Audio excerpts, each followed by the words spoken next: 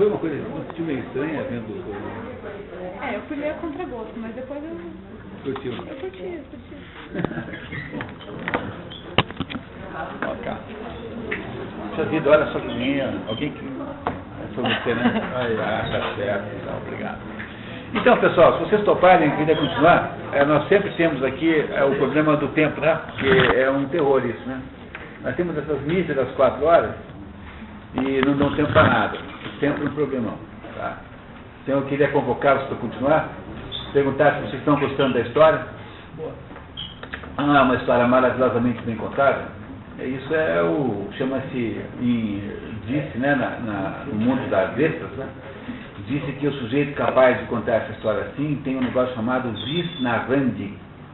Vis, V-I-S, né? Vis é força em latim. E narrandi é de narração, né? Então, vis narrandi é a capacidade de narração. É uma capacidade que poucas pessoas têm, não é? Os grandes literatos têm, que é uma habilidade linguística para fazer uma narração tão bem como essa. Os grandes escritores têm isso, né? E esse aqui é um grande escritor, sem dúvida nenhuma, mesmo que você proponha que a história seja meio simples demais, que ela não esteja assim, tem uma complexidade pequena, não é como um romance de Dostoiévski. Nós aqui vimos meia dúzia de romances de Dostoiévski no nosso curso aqui já. Nós vimos 5 obras de Dostoiévski, tem 4 romances e uma novela. Para ser mais preciso, um romance de Dostoiévski é muito mais profundo que isso. Apesar de que, não sei se vocês sabiam, mas Dostoiévski acha que o Flaubert é a sua maior influência literária. Ele não escreve como Flaubert, né? É muito diferente o modo de Dostoiévski escrever. Mesmo assim, a história é contada com uma competência única, uma clareza extraordinária, com uma beleza e com um equilíbrio muito grande. É um feito de literatura, Madame Bovary. É desses livros eternos, né? Aliás, como esperamos que todos os que estejam aqui nesse curso sejam, um dos critérios de escolher os livros que nós escolhemos aqui é que eles sejam livros permanentes, que eles estejam aí para sempre. Que eles tenham uma capacidade de explicação do ser humano em toda a amplitude da história humana. Quer dizer, eles servem para explicar tanto os Flintstones, quanto os Simpsons, quanto os Jetsons. Para dar um exemplo, digamos assim, folclórico aqui. O que que nós, então, até agora entendemos dessa história? Temos aí, então, uma história de um casal chamado Charles e Emma Bovary. Ele é um médico de roça, né? Quer dizer, um cirurgião, um médico do interior. Ele é um sujeito com uma vida apagada, de baixo destaque social, um sujeito sem ambição. E casou com essa moça, casou em segundas núpcias com essa moça, chamada Emma Rouault, que tinha uma expectativa de vida muito diferente da dele. E aí essa diferença de expectativa a faz aí, digamos assim, progressivamente distanciar-se do marido. Ela tem uma relação platônica com um jovem que me parece muito mais apetecível do que o Dr. Charles Bovary, que é o Leão de Puy, que relação essa que mantém-se platonicamente. O Charles Bovary não fica sabendo de nada e ele acaba indo para Paris, e em seguida, né, ela arruma um amante de verdade, que é o Rodolphe Boulanger, que é um nobre, enfim, alguém que tem lá uma propriedade. Nós não sabemos se é nobre, né? Acho que não, mas ele é um sujeito lá que tem lá uma propriedade vistosa, como se fosse um castelo, e esse Rodolphe Boulanger tem com ela aí uma relação amorosa plena, total. Essa relação amorosa acaba, então, né, numa situação em que ela mantém uma vida dupla. Ela vai lá de manhã em Michette, que é o castelo onde mora o Rodolfo, e esses dois aí mantêm, então, um caso mais ou menos assim, perigoso, né, numa cidade tão pequena. E a Madame Bovary, a Emma, aparentemente aqui está vivendo uma paixão com esse homem, coisa que ela não conseguiu viver com seu próprio marido. Até agora eles têm uma menina chamada Berta, né, uma criança, e é bem pequena, que está lá vivendo com uma ama de leite, e estão aí perto de Rouen. Vocês têm até agora alguma dúvida? Alguém não entendeu algum pedaço da história fabulativa, algum pedaço da história em si? A história parece clara até agora? Podemos continuar então? Então estamos na página 11, no capítulo 12, projetos de fuga. É isso? É. Com o fracasso que houve na operação do coitado do Hippolyte, que ficou sem a perna, não é? Agora, aquilo que havia sido a última chance do marido, né, de parecer um sujeito presente, que ela queria, né, do marido, né, ela pareceu então o pior dos homens agora, e ela então, sem nenhum constrangimento moral, agora namora assintosamente o Rodolfo. Não tem mais nenhum problema moral em namorar o Rodolfo, não liga mais, o marido é como se fosse ele que mereceu aquilo. Entendeu? Dentro da cabeça da Madame Bovary, o marido está sendo assim, desse jeito assim, né, passado para trás, é alguma coisa que é do seu próprio merecimento, ele mereceu isso. É assim que ela pensa que seja. Não estou dizendo que isso está certo, que ela tenha razão, estou apenas explicando o que passa pela cabeça da personagem. Depois a gente discute o livro. Tá? Até agora então tudo certo? Vamos dar um passo à frente? Então vamos lá. Sua paixão pelo amante aumenta significativamente. Emma se envolve cada vez mais, enquanto torna-se refém nas mãos de Leroy por causa das dívidas que ela acumula para ser presente em Rodolfo. Para ela, o amor é uma paixão extraordinária, ele é um conquistador nato, então para ele é mais uma conquista que ele fez. Enquanto para ela é uma espécie de amor da vida, paixão da vida. Há um contraste enorme entre o valor que tem aquilo para um e para outro, né? Emma propõe fugirem juntos, olha desinteressadamente com o projeto. Marcado para mim. Ela fala, vamos fugir? Claro, vamos. Então. Tudo pronto. Uma coisa assim, então. Tudo pronto, Leroy mais uma vez fornece os meios e os amantes esperem-se à meia-noite, 2 dias antes da data marcada. Na data marcada em que eles fugiriam, né, na calada da noite. Né? Levar Berta não estava nos planos. Naquela noite, Charles chega tarde, vê Berta dormindo e pensa. Ah, como seria linda mais tarde, aos 15 anos, quando parecida com a mãe, usasse tal qual ela no verão largos chapéus de palha. Pareceriam ao longe 2 irmãs.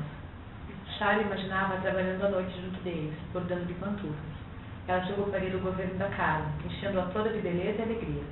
Por fim, pensaria no futuro. Da lote de 4 cavalos, ela era levada numa viagem de 8 dias para outro país, de onde não voltariam mais. Entenderam? Viram que esse trechinho aqui é interessantíssimo, porque ele faz todo o contraste que há entre o que o Charles Bovary pensa da vida e o que a Emma Bovary pensa. Ele está olhando aquela menina e fala assim, nossa, nós seremos uma família, continuaremos sendo uma família feliz, vamos poder, né, ver essa menina crescer e se casar, e a Emma está dizendo assim, eu quero estar o mais longe daqui, o mais rápido que puder. Né? Não é isso? É essa diferença absoluta de perspectiva que os dois têm da vida, né? Ela e o marido. A carta é a partida de Rodolfo. Naquela noite, de volta à sua casa, Rodolfo escreve uma carta a Emma e a manda entregar no dia seguinte às 2 horas. Ou seja, um dia antes do dia marcado para a fuga. A moça compreende tudo já nas primeiras palavras. Deixa correndo a mesa de refeições e se refugia no sótão, onde, numa vertigem, sofre a tentação do suicídio. A carta diz assim, olha, eu não posso viajar com você porque eu vou fazer muito mal a você, eu sou um sujeito muito mal, então não posso cumprir o nosso plano de fugir e tal. Voltando para a sala de jantar, ela ouve na rua o tílburo de Rodolfo e perde a consciência. Uma febre cerebral a prende ao leito até meados de outubro, quando ela teria uma recaída. Durante 43 dias, Charles não a deixou. Abandonou todos os seus doentes. Não dormia mais e continuamente tomava-lhe o pulso. Aplicava-lhe cataplasmas e compressas de água fria. Mandava Justin e a Chatel buscar gelo. O gelo derretia-se no caminho e ele mandava voltar. Chamou o Dr. Canivet. Mandou vir de Rouen o Dr. Larivière, seu ex-professor. Estava desesperado. O que o aterrorizava mais era o batimento de Emma, pois ela já não falava, não ouvia e parecia nem sequer sofrer, como se seu corpo e sua alma repousassem juntos de todas as suas tribulações.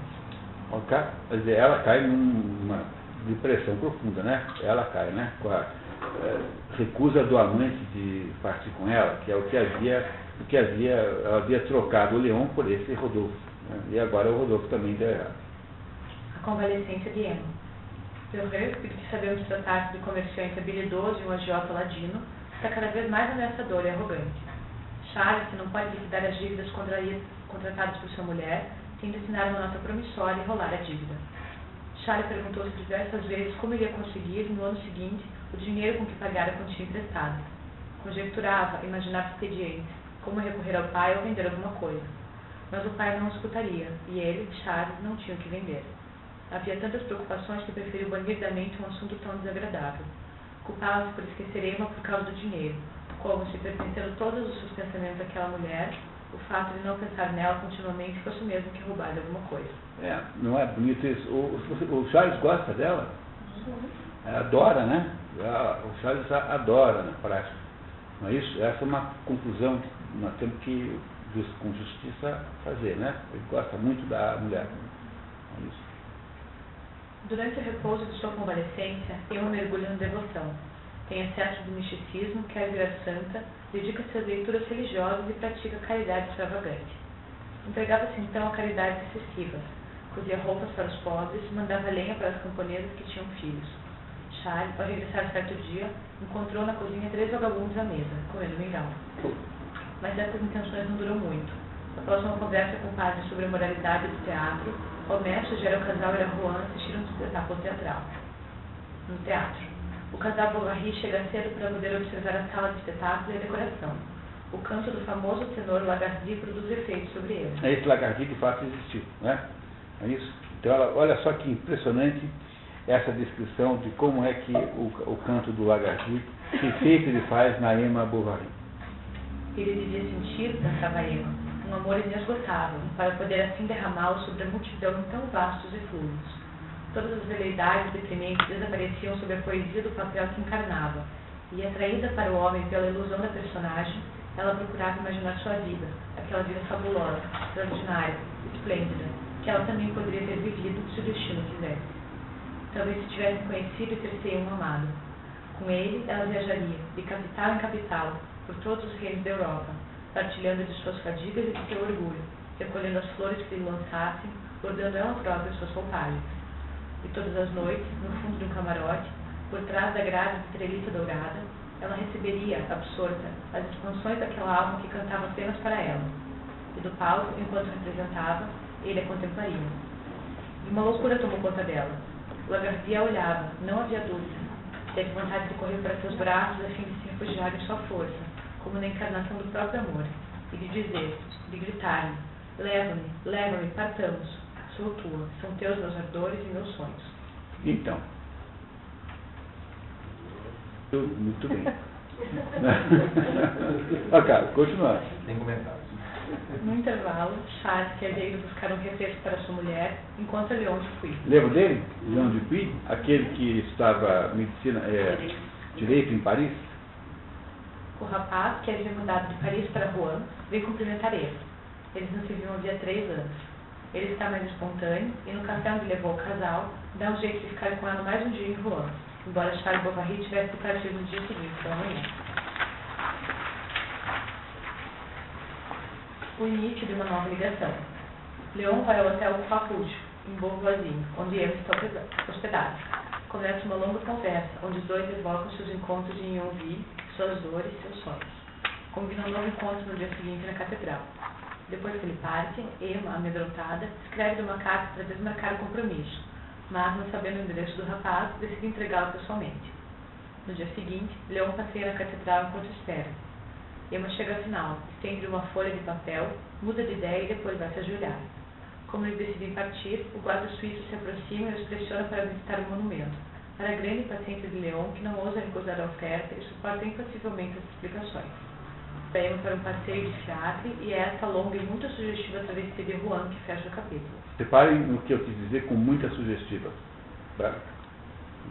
E no porto, entre milhares de fatos e barricas, nas ruas, parados nas portas, os burgueses arregalavam os olhos espantados diante daquela aparição extraordinária na província. Um fiacre de cortinas abaixadas que ia e voltava continuamente, mais fechado que tumba e balançante como um navio. Depois, cerca das 6 horas, o veículo parou numa arruela do bairro Beauvoisis e saltou uma mulher de véu abaixado, afastando-se sem olhar para trás. Então, né, supõe-se que aqui é que tenha sido consumado, então, né, aquela paixão. Muito bem. Dentro de um fiacre, de uma carruagem, dando voltas em Rouen. Né?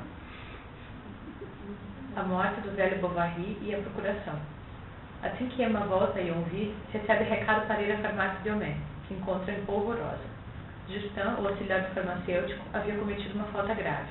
Para conservas, ele quase havia fornecido arsênico, produto guardado no local reservado e chamado por Homais de Cafarnaum.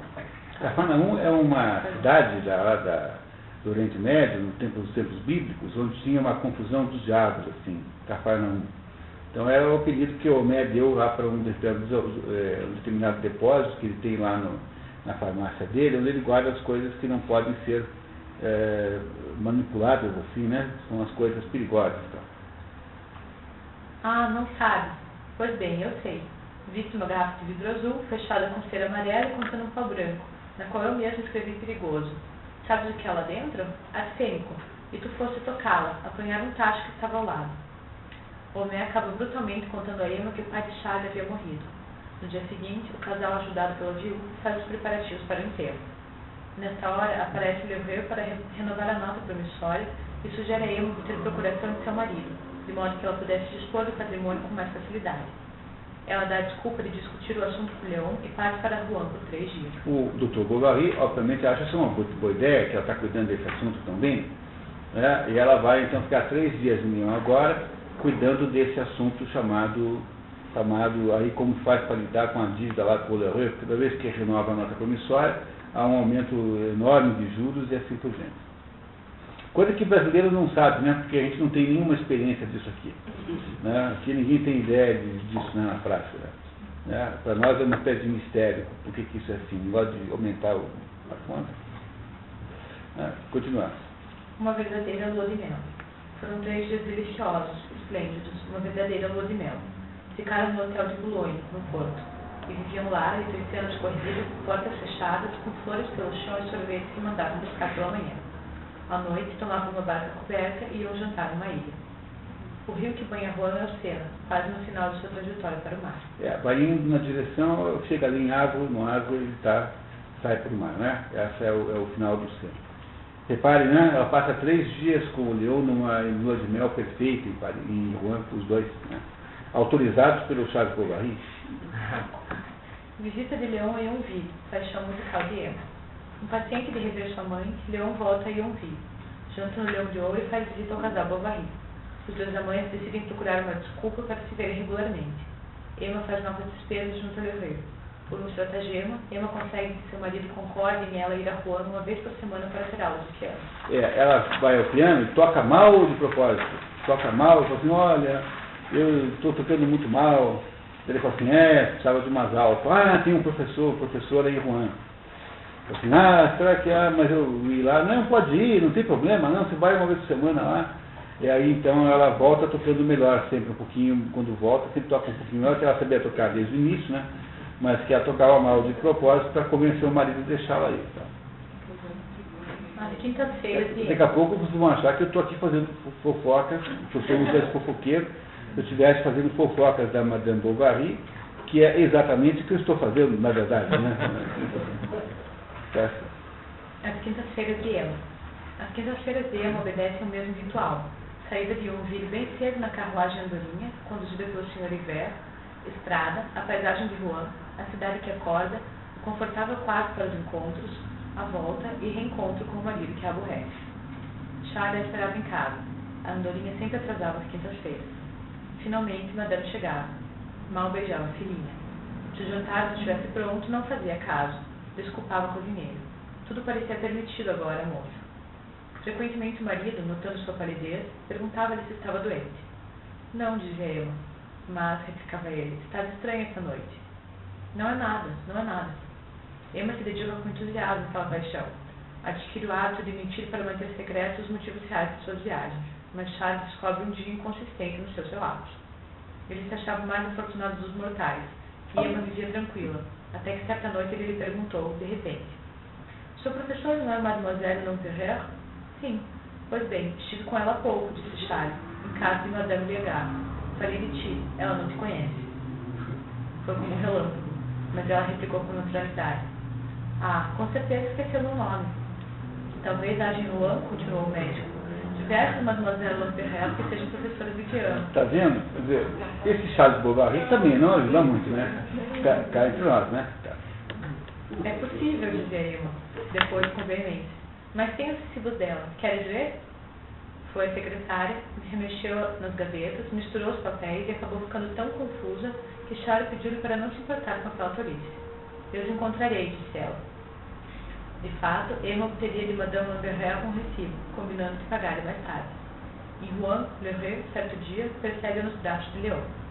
O agiota se aproveita da situação para obrigá-la a vender uma propriedade, depois de ter exigido o reembolso de suas dívidas e de tê-la feito assinar novas notas promissórias.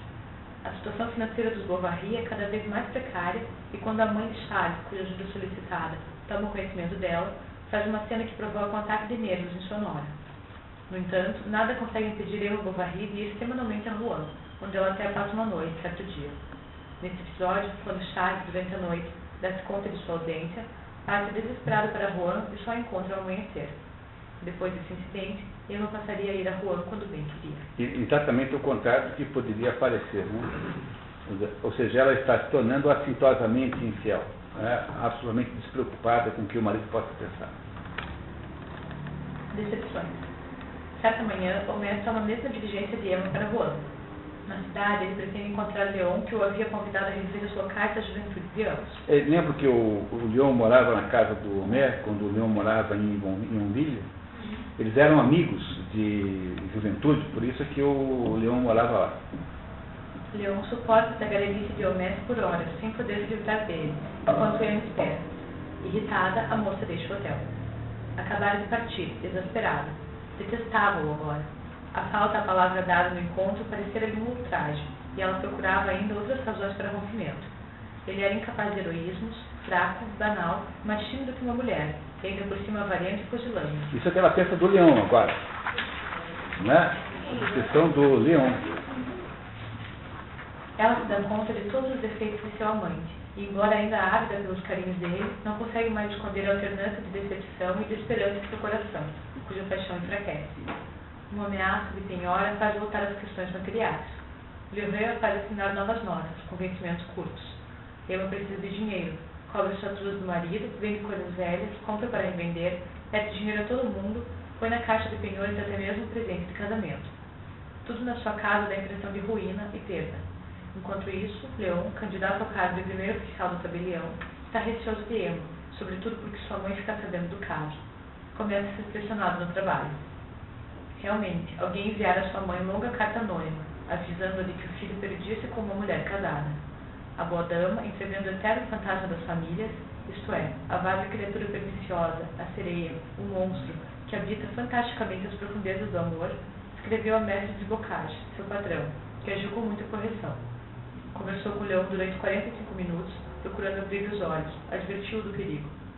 Se houvesse uma intriga, poderia prejudicar mais tarde seu estabelecimento. Suplicou-lhe que rompesse tudo, e se não quisesse fazer esse sacrifício em seu próprio benefício, pelo menos que o fizesse por ele, de Bocage. Leão acabara por jurar que nunca mais veria Emma, e reprovava-se por não haver cumprido a palavra, considerando tudo que aquela mulher lhe poderia trazer em vexames, sem contar as zombarias dos colegas, todas as manhãs, em volta do fogo. Além disso, ia passar a primeira escrivã, era o momento de tornar-se sério. Assim, renunciou à música, aos sentimentos exaltados, à imaginação. Pois todo burguês, no calor da juventude, mesmo num único dia ou num fugaz minuto, sempre acredita possuir capacidade para imensas paixões e elevadas empresas. O mais medíocre libertino já sonhou com sultanas. Cada escrevente traz em si as ruínas de um poeta. Cada escrevente de tabelião traz em si as ruínas de um poeta. Olha que maravilha. Né? Ou seja, o que ele quer dizer é o seguinte, que no fundo, o burguês irá se lutar pela garantia econômica. Mesmo que ele tenha uma paixão muito grande, mesmo que ele tenha vontade de ser, sei lá o quê, um desbravador de não sei o quê, mesmo que ele tenha vontade de rebelar-se, ele, na final das contas, irá sempre optar pelaquela situação mais economicamente estável. Quem conta essa história, já vemos aqui, para contar essa história, é que Goethe escreveu Os Anos de Aprendizado de Wilhelm Meister, que nós já lemos aqui, um dos livros que nós já vimos aqui no nosso curso, em que está ali, em que Goethe mostra como funciona isso, né, na cabeça do jovem Wilhelm Meister, que nada mais é do que um filho de um burguês, né, portanto alguém que tem essa vocação e que encasqueta na juventude de virar ator de teatro, diretor de teatro, enfim, virar uma pessoa de teatro. E vai descobrindo aos poucos que não tem nada de teatral, que não tem nenhuma vocação para teatro, e que no fundo aquilo era só um sonho de juventude, e acaba então aceitando o fato de que é um burguês. E aceita esse fato, então renunciando àquela vida, digamos, espaçosa, né, trepidante, que ele havia tentado fazer. É isso que está aqui dizendo.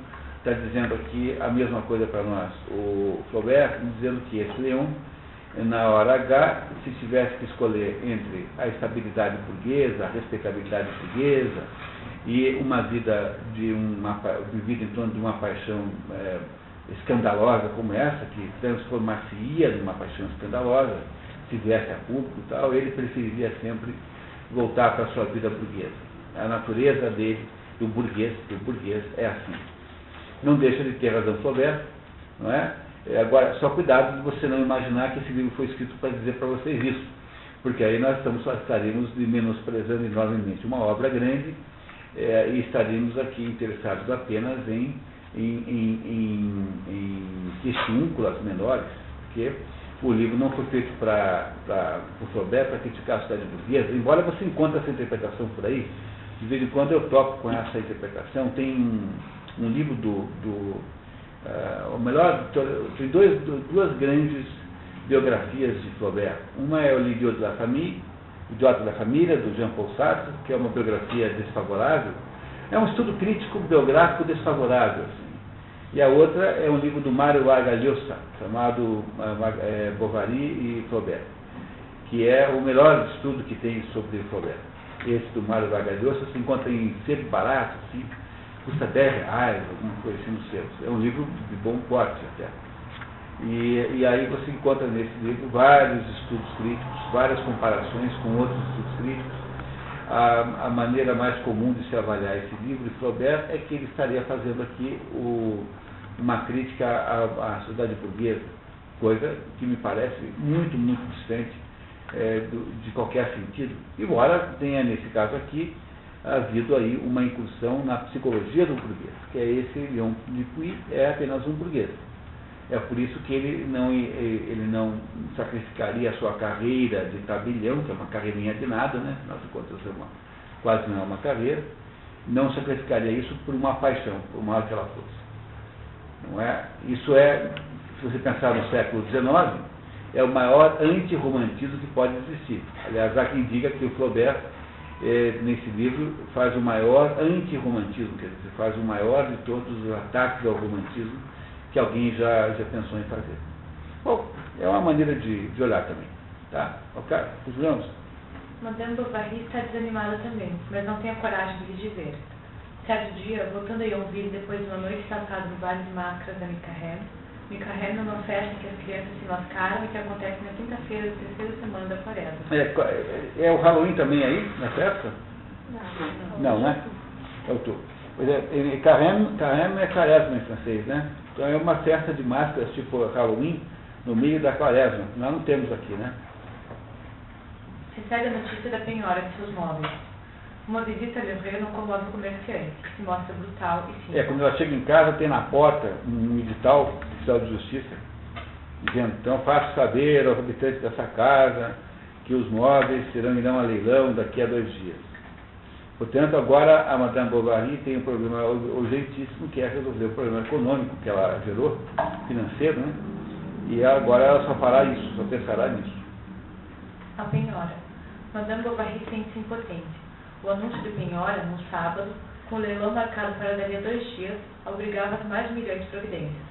Emma precisa conseguir 8.000 francos, ou boa parte deles. Que é um dinheiro bom. É um dinheiro bom. Primeiro, em Rouen, no domingo, ela não ouve de banqueiras a não ser negativas, e de Lyon não recebe mais que uma vaga promessa de ajuda, embora ela sugira a ele até o roubo para conseguir o dinheiro. Se eu estivesse em teu lugar, bem que acharia um meio. Onde? No cartório em que trabalhas, e encarou-o. De volta a Yonville, o cartorário Guillermin, antigo chefe de Leon em Yonville, a recebe com indiferença. percebendo-a fraca, a assedia. Estendeu a mão, segurando a dela, cobriu-a com um beijo voraz e manteve-a sobre o joelho, com seus dedos delicadamente, falando-lhe ternamente. Sua voz macia sussurrava, como um rio que corre. Uma centelha brilhava em sua pupila através dos óculos e suas mãos avançavam para a manga de Emma, a fim de apalpar-lhe o braço. Ela sentiu no rosto sua respiração ofegante. Aquele homem a embaraçava horrivelmente. Emma levantou-se de um salto, com a mãe. Monsieur, estou à espera. De que? Fez o tabelião, empalidecendo repentinamente. Do dinheiro. Mas, em seguida, cedendo à pressão de um desejo mais forte. Está bem, sim, arrastou de joelhos para ela, sem se preocupar com o roupão. Pelo amor de Deus, fique, eu a amo. E segurou-a pela cintura. Uma onda de púrpura subiu ao rosto de Madame Bovary. Ela recuou com uma expressão terrível, gritando. O senhor se aproveita de minha aflição, monsieur. Sou digna de pena, mas não me vendo. E saiu. Essa frase foi a frase mais famosa do livro. Sou digna de pena, mas não me vendo. Isso passou a virar uma espécie de ditado. Está na boca das pessoas. Aqui no Brasil não tanto, mas é a frase mais repetida da obra essa. Sou digna de pena, mas não me vendo. Tá certo. Tá, o Anatólio fez uma confissão inconfessável aqui. Tá certo. Ok? Entenderam isso? Essa frase ficou famosíssima. Binet esquiva-se. Emma, refugiada na casa da senhora Rollet, tem a ideia de procurar Rodolphe Boulanger, que não via há 3 anos. Última jogada e a morte. Emma emociona-se ao encontrar seu primeiro amante, mas Rodolphe não pode lhe ceder os 3.000 francos que ela pede. E falou com um tom muito calmo. Não tenho esse dinheiro, cara senhora. Não mentia. Se eu tivesse, dá-lo-ia, sem dúvida, embora seja geralmente desagradável fazer tais coisas. Um pedido de dinheiro é, de todas as tempestades que caem sobre o amor, a mais fria e devastadora. Ela ficou a encará-lo por alguns minutos. Não tens, e repetiu diversas vezes. Não tens. Eu devia ter me poupado esta última vergonha. Tu nunca me amaste. Vale menos do que os outros. Ela se traía, perdia-se. Rodolphe interrompeu-a, afirmando que ele próprio estava em dificuldade. Porque, na verdade, ele era um sujeito quebrado, assim, esse Rodolphe. Ela se revolta e parte desnorteada. Nos seus sofrimentos tem alucinações. Vai até a farmácia de Homé, onde, com a ajuda ingênua de Justin, apaixonado por ela, apanhou arsênico. Ela sabia onde estava a droga, quando presenciou o episódio do auxiliar que havia confundido o frasco. Do Cafarnaum e volta para casa. E antes disso, antes de voltar para casa, ela toma toda a dose em um gole só. Toma uma dose de arsênico num gole só.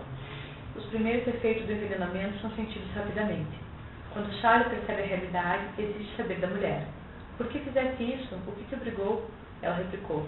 Era preciso, meu amigo. Não eras feliz? Foi por minha culpa? Mas fiz tudo o que podia. Sim, é verdade. Tu és bom. E ela passou lentamente as mãos pelos cabelos. A doçura daquela sensação aumentava a tristeza do médico.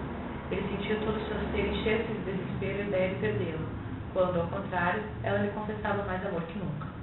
Não sabia o que fazer, não sabia, não ousava, acabando por perturbar-se pela urgência de uma resolução imediata.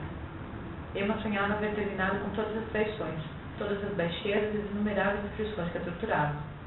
Não odiava ninguém agora. Uma confusão de crepúsculo batia-se em seu pensamento. De todos os ruídos da terra, ela só ouvia o intermitente lamento daquele pobre coração, doce e indistinto, como o último eco de uma sinfonia que se perde. Traga-me a pequena, disse ela, erguendo-se sobre o cotovelo.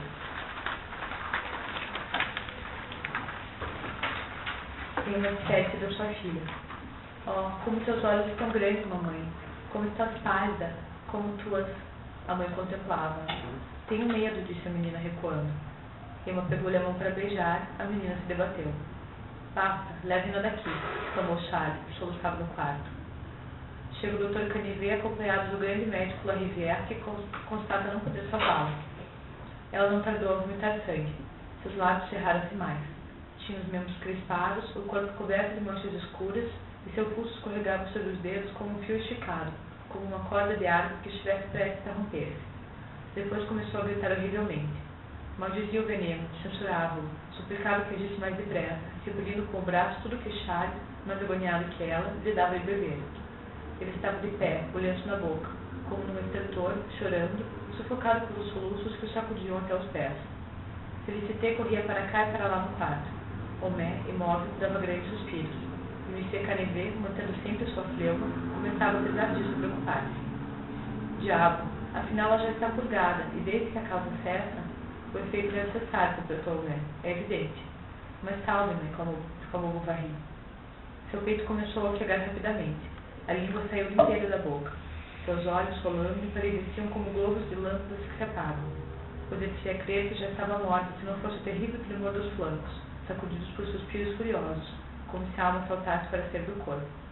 Felicité ajoelhou-se diante do crucifixo e o próprio farmacêutico dobrou um pouco os joelhos, enquanto Monsieur Canivet olhava vagamente para trás.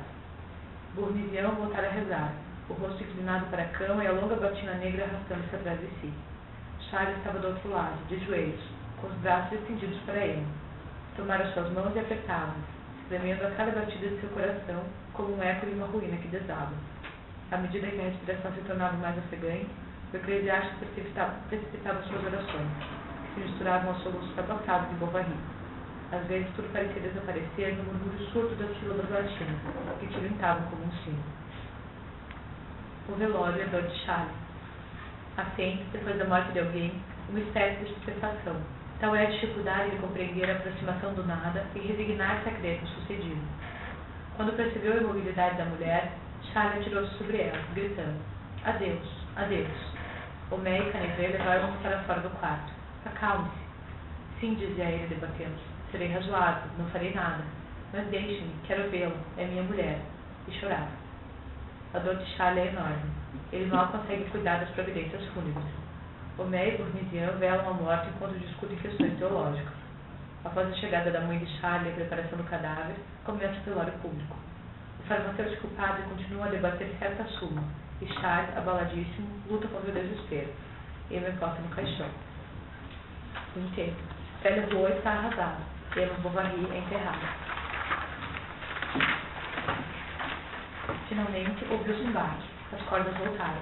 O padre Bournisien tomou um aspersor que lhe segurou o ar estendido. Esse é uma espécie de sacristão. Com a mão esquerda, enquanto aspergia com a direita, tomou um punhado de telha do caixão, cedida pelos calhaus, fez um ruído retumbante que se parecia com o fragor da eternidade. À noite, enquanto Rodolphe Leão dorme, Charles está acordado, pensando em Emma. Por fim, depois do enterro, todos os credores avançam sobre Charles Bovary. Os problemas financeiros logo recomeçaram, com o Monsieur instigando novamente seu amigo Vansart. Tem uma nota ali, mas... Vansart é um laranja que ele endossa as letras para fingir não as estar executando ele mesmo. E Charles assinou letras de importâncias exorbitantes, pois jamais quis consentir em vender um só dos móveis que haviam pertencido a ela. Sua mãe exasperou-se. Ele indignou-se mais ainda. Mudara completamente. A velha abandonou a casa. Cada qual, então, tratou de aproveitar-se. Mademoiselle Lampereur reclamou 6 meses de aula, embora Emma não tivesse tomado uma só, apesar do recibo que mostrava Bovary. Era uma combinação entre as duas. O livreiro reclamou 3 anos de assinatura. A velha Rollet, o forte de 20 cartas. E como Charles pediu explicações, ela teve a delicadeza de responder. Ah, não sei, eram de seus negócios. A cada dívida que pagavam, Charles acreditava ter acabado, mas vinham outras continuamente. Felicité, a empregada, o abandona, carregando o guarda-roupa de Emma. Leon se casa. Rodolphe também. Charles encontra no sótão a casa de Rodolphe. Julga ingenuamente que o amor deles havia sido platônico. Escolhe um mausoléu pomposo para o sepulcro e rompe definitivamente com a mãe. Só lhe resta sua filha. Certo dia descobre todas as cartas de Leon e não duvida mais de sua má sorte. Pelo respeito ou por uma espécie de pressentimento que fazia proceder com lentidão em suas investigações, Charles não tinha ainda aberto o compartimento secreto da escrivaninha de que Emma se servia habitualmente. Um dia, finalmente, sentou-se diante dela, pegou a chave e girou-a. Todas as cartas de Leon estavam ali. Desta vez não havia dúvida. Devorou-as até a última, procurou nos cantos, em todos os móveis, em todas as gavetas, soluçando, gemendo, desvairado, louco. Descobriu uma caixa, que abriu com um pontapé. O retrato de Rodolphe saltou-lhe ao rosto, por entre bilhetes de amor misturados. Todos se espantaram com seu desânimo. Não saía mais, não recebia ninguém, recusava-se até mesmo a ir ver seus doentes. Diziam, então, que se trancava em casa para beber.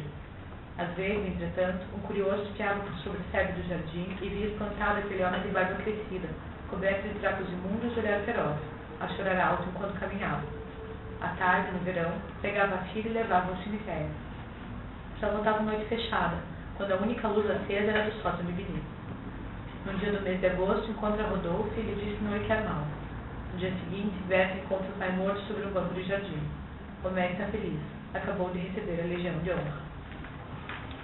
Ele morre 18 meses depois da Viena. 18 meses exatamente, não está aí no registro. Então, gostaram da história?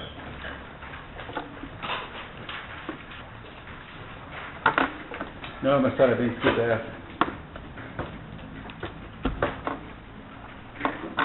Estão emocionados? Não? É para estar. Eu fico.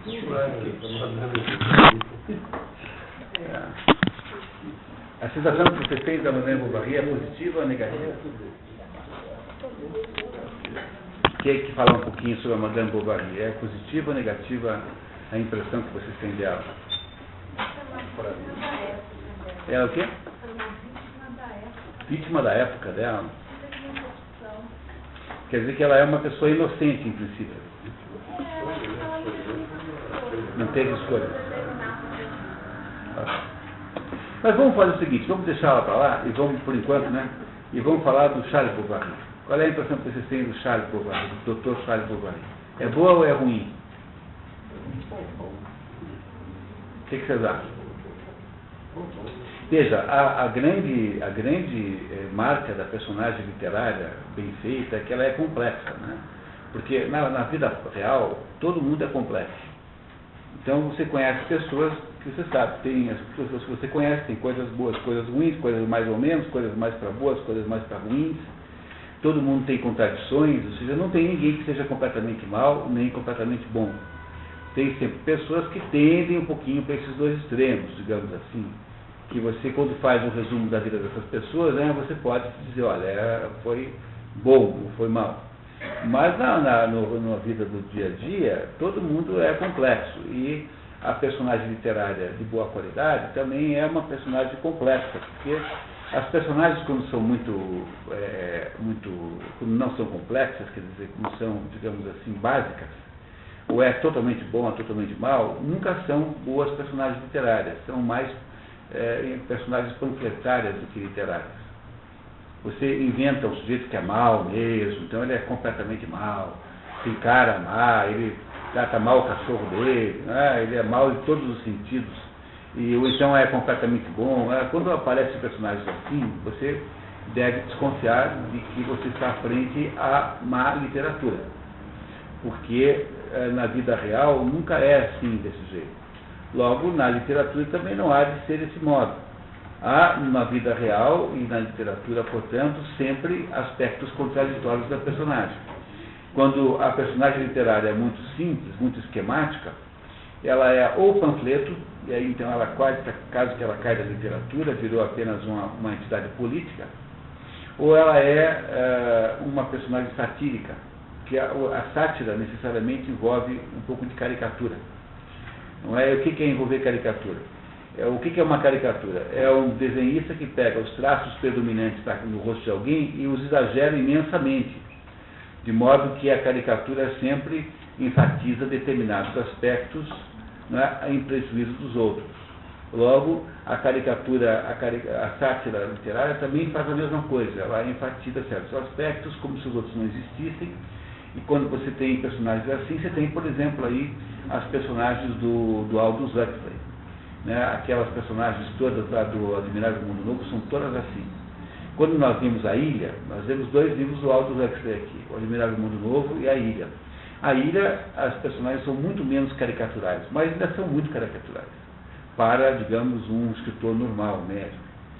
Portanto, quando eu pergunto para vocês sobre o Dr. Charles Bovary, eu sei que é possível que vocês achem que tem coisas boas e coisas ruins nele, porque ninguém é totalmente bom ou totalmente ruim na vida real.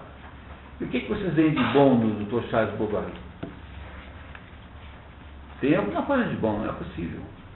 O caminho por ela, né? Ele ama sinceramente, não é? Não é isso? Ele é generoso? É generoso. Ele é honesto, não é? Não é isso? Ele leva a coisa a sério, não é isso? Ele tem defeitos que não são defeitos. Ele é meio burrão, Mas ser burro não é muito defeito, né? O problema do burro é o burro não é um defeito de ser burro. O problema é ser burro com iniciativa. Porque aí, entendeu? Porque quando o Nelson Rodrigues é que diz isso, né? Diz assim, olha, antigamente, né, havia os idiotas que sabiam-se idiotas. Então, sabendo-se idiotas, não faziam nada, né, a não ser obedecer os outros. Até para mexer uma cadeira de lugar, consultavam alguém se podiam. No entanto, diz Nelson Rodrigues, deve-se a Carlos Marx o grande despertar do idiota. Agora, vendo-se em superioridade numérica, transformaram-se em senadores, professores, vereadores, intelectuais, jornalistas, e agora ocupam indiscriminadamente os lugares mais importantes da sociedade. Esse é o problema, entendeu? Quer dizer, o problema de ser burro em si não é nenhum mal, não é nenhum defeito no sentido moral, mas o problema é ele não tem iniciativa, né? Ele não se põe em... A única vez que ele fez isso foi quando ele resolveu, lá pressionado pelo homem e pela mulher, operar o coitado do Hipólito. Né? Não é isso? Não é? Foi a única iniciativa que ele toma. Nem ele toma, né? Ele, na verdade, é mandado fazer pelos dois. Isso é mandado pelo Homé e pela Madame Bovary, pela Emma, a fazer a tal da operação no pé do Hipólito, que dá errado, né? E acaba com a possibilidade de junção, né, com a mulher. Enfim, ele tem como algumas qualidades claríssimas. Eu acho que não é possível que vocês não tenham reparado nisso. Não é uma personagem que nos dá pena, não é? Mais do que raiva, porque quando se trata de alguém muito trapalhão mesmo e de cujas trapalhadas advém a própria desgraça, a gente fica mais com raiva do sujeito do que pena. Eu acho que a sensação predominante que vocês têm é pena ou raiva. Não sei o que vocês pensam. Parece um sujeito digno de pena, né? Os defeitos dele quais são? Ele é fraco, ele não tem personalidade, ele se deixa influenciar, não é? Ele não tem coragem, ele é medroso de alguma maneira. O que mais que ele tem de defeito? Ele é de alguma maneira meio autista, né? Não te dá a impressão de ser um sujeito meio autista, esse médico, né? O sujeito que não percebe nada que está acontecendo em volta dele. Não percebe nem que ela não gosta dele. Nem mesmo que ela não gosta dele, ele percebe. E aquela coisa dele, meio que assim, tipo, ele desde sempre ele sabe a posição que ele tem, né? Ele sabe a posição que ele tem. Muito é bom nesse sentido. Bom, pois é, o Gabriel está levantando um ponto importantíssimo aqui, que ele sabe a posição que tem e não quer ir para Paris. Na verdade, ele topou mudar de um lugarzinho pequenininho para o outro do mesmo tamanho, né? Não é isso? Né? E Yonville é do mesmo tamanho que Tostes. Não tem nenhum progresso profissional de uma cidade para outra. Aliás, só fez isso por generosidade, porque achou que mudando a mulher de ares, ela iria melhorar de saúde, porque ele não tem a menor ideia que ele é a causa da doença da mulher. A doença da mulher, o que é? É a sua insatisfação profunda para com ele marido dela. Não é isso? Portanto, tem aí alguma coisa que o Gabriel levantou bem, que é um dos pontos centrais aqui para nós entendermos o livro, porque nós retomamos então, seguramos esse ponto aí por enquanto. Mas se vocês pensarem bem, essas duas personagens fazem uma espécie de contraponto. Elas são uma o contrário da outra, porque a primeira e mais importante diferença dos dois qual é? O que tem entre os dois que é mais importante de tudo? Além das obviedades, né? São homem, um é homem e mulher, etc. Tá? Um é filho do pai sendo do outro. Tá? Eu digo assim, em termos de existência, de visão de mundo, qual é a maior diferença entre esses dois aí? Atitude. Mas essa atitude tem uma origem que a antecede, que está antes de tudo isso. É o quê? Ambição. Ambição é a palavra-chave aqui. Qual é a diferença dos dois? Quem é mais ambicioso? O mais ambicioso é a Emma. E ele tem ambição? Não tem nenhuma ambição. Parece um casamento bem feito, esse casamento? Não tem. Olha, tem um livrinho que é uma delícia, chamado A Mão e a Luva, de Machado de Assis. Eu acho que você deve ter lido isso quando era um adolescente. A Mão e a Luva é um conto de fadas. Né? Ele não é um romance, não é uma novela, né? Tecnicamente falando. É uma novelazinha, mas ele ele não é ele não é, na verdade, uma obra romanesca, não no sentido da forma, mas no sentido do espírito, porque ele conta a história de uma fulana chamada Guiomar, não é? Guiomar é uma mocinha lá, Guiomar, que aliás, o péssimo nome para você dar, para você batizar uma autoescola. A autoescola Guiomar é uma péssima ideia, tá? Não use jamais, tá? Não vai funcionar como marketing, não é? E essa Guiomar foi criada por uma preceptora, que é uma senhora da sociedade do Rio de Janeiro.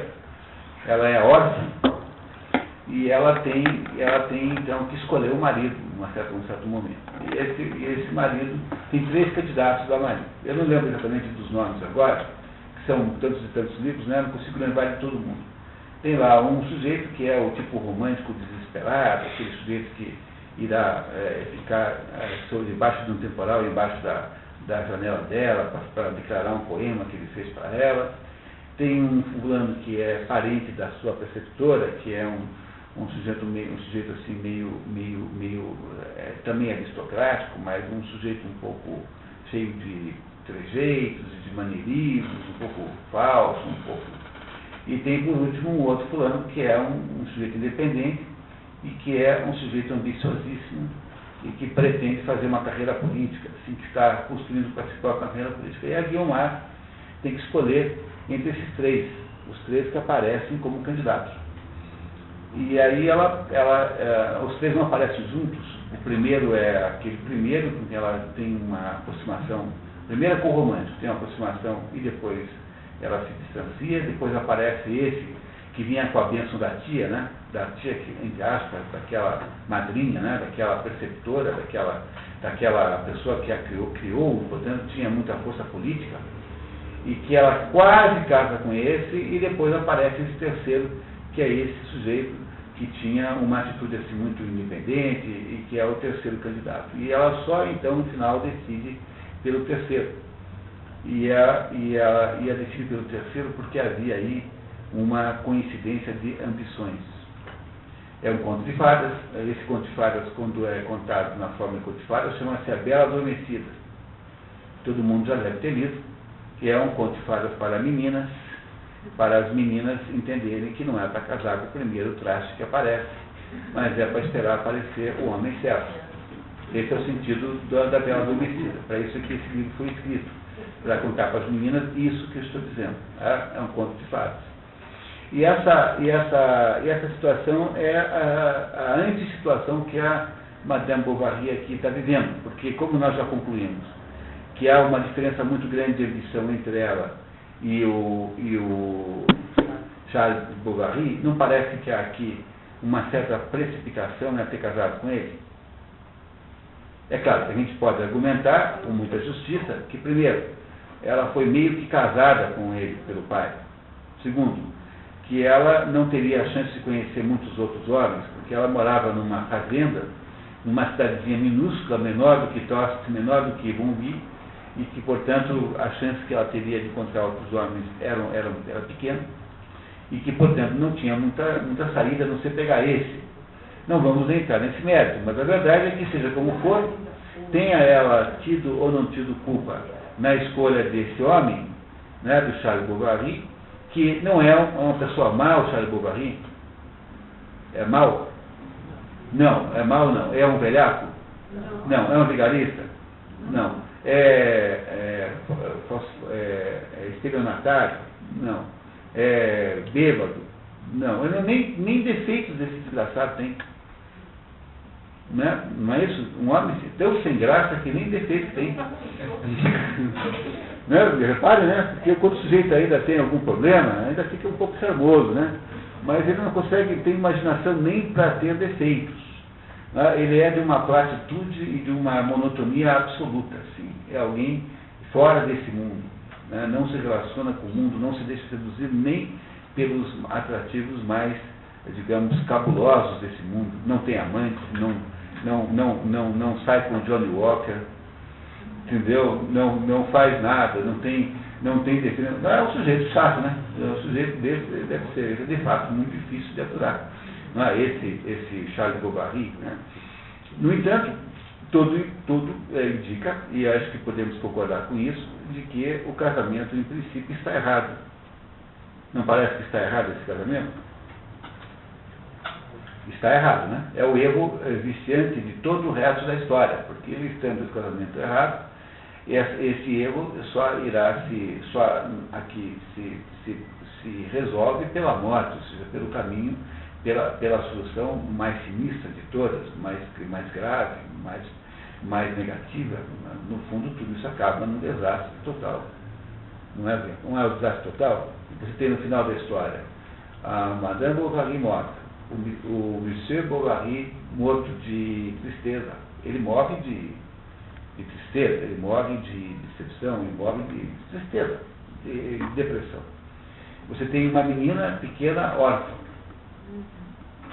não é? Uma menina pequena órfã. Você tem uma família, um nome destruído, não é? Não está tudo errado? Tudo deu errado no final das contas. Tem um prejuízo econômico enorme para todos os envolvidos. Logo, essa situação só veio desgraça, não veio nada bom. E esse é o desenvolvimento final do quadro que vocês seguiram comigo aí durante essa leitura. Parece que nós estamos pensando bem até agora? Parece de acordo com o que aconteceu?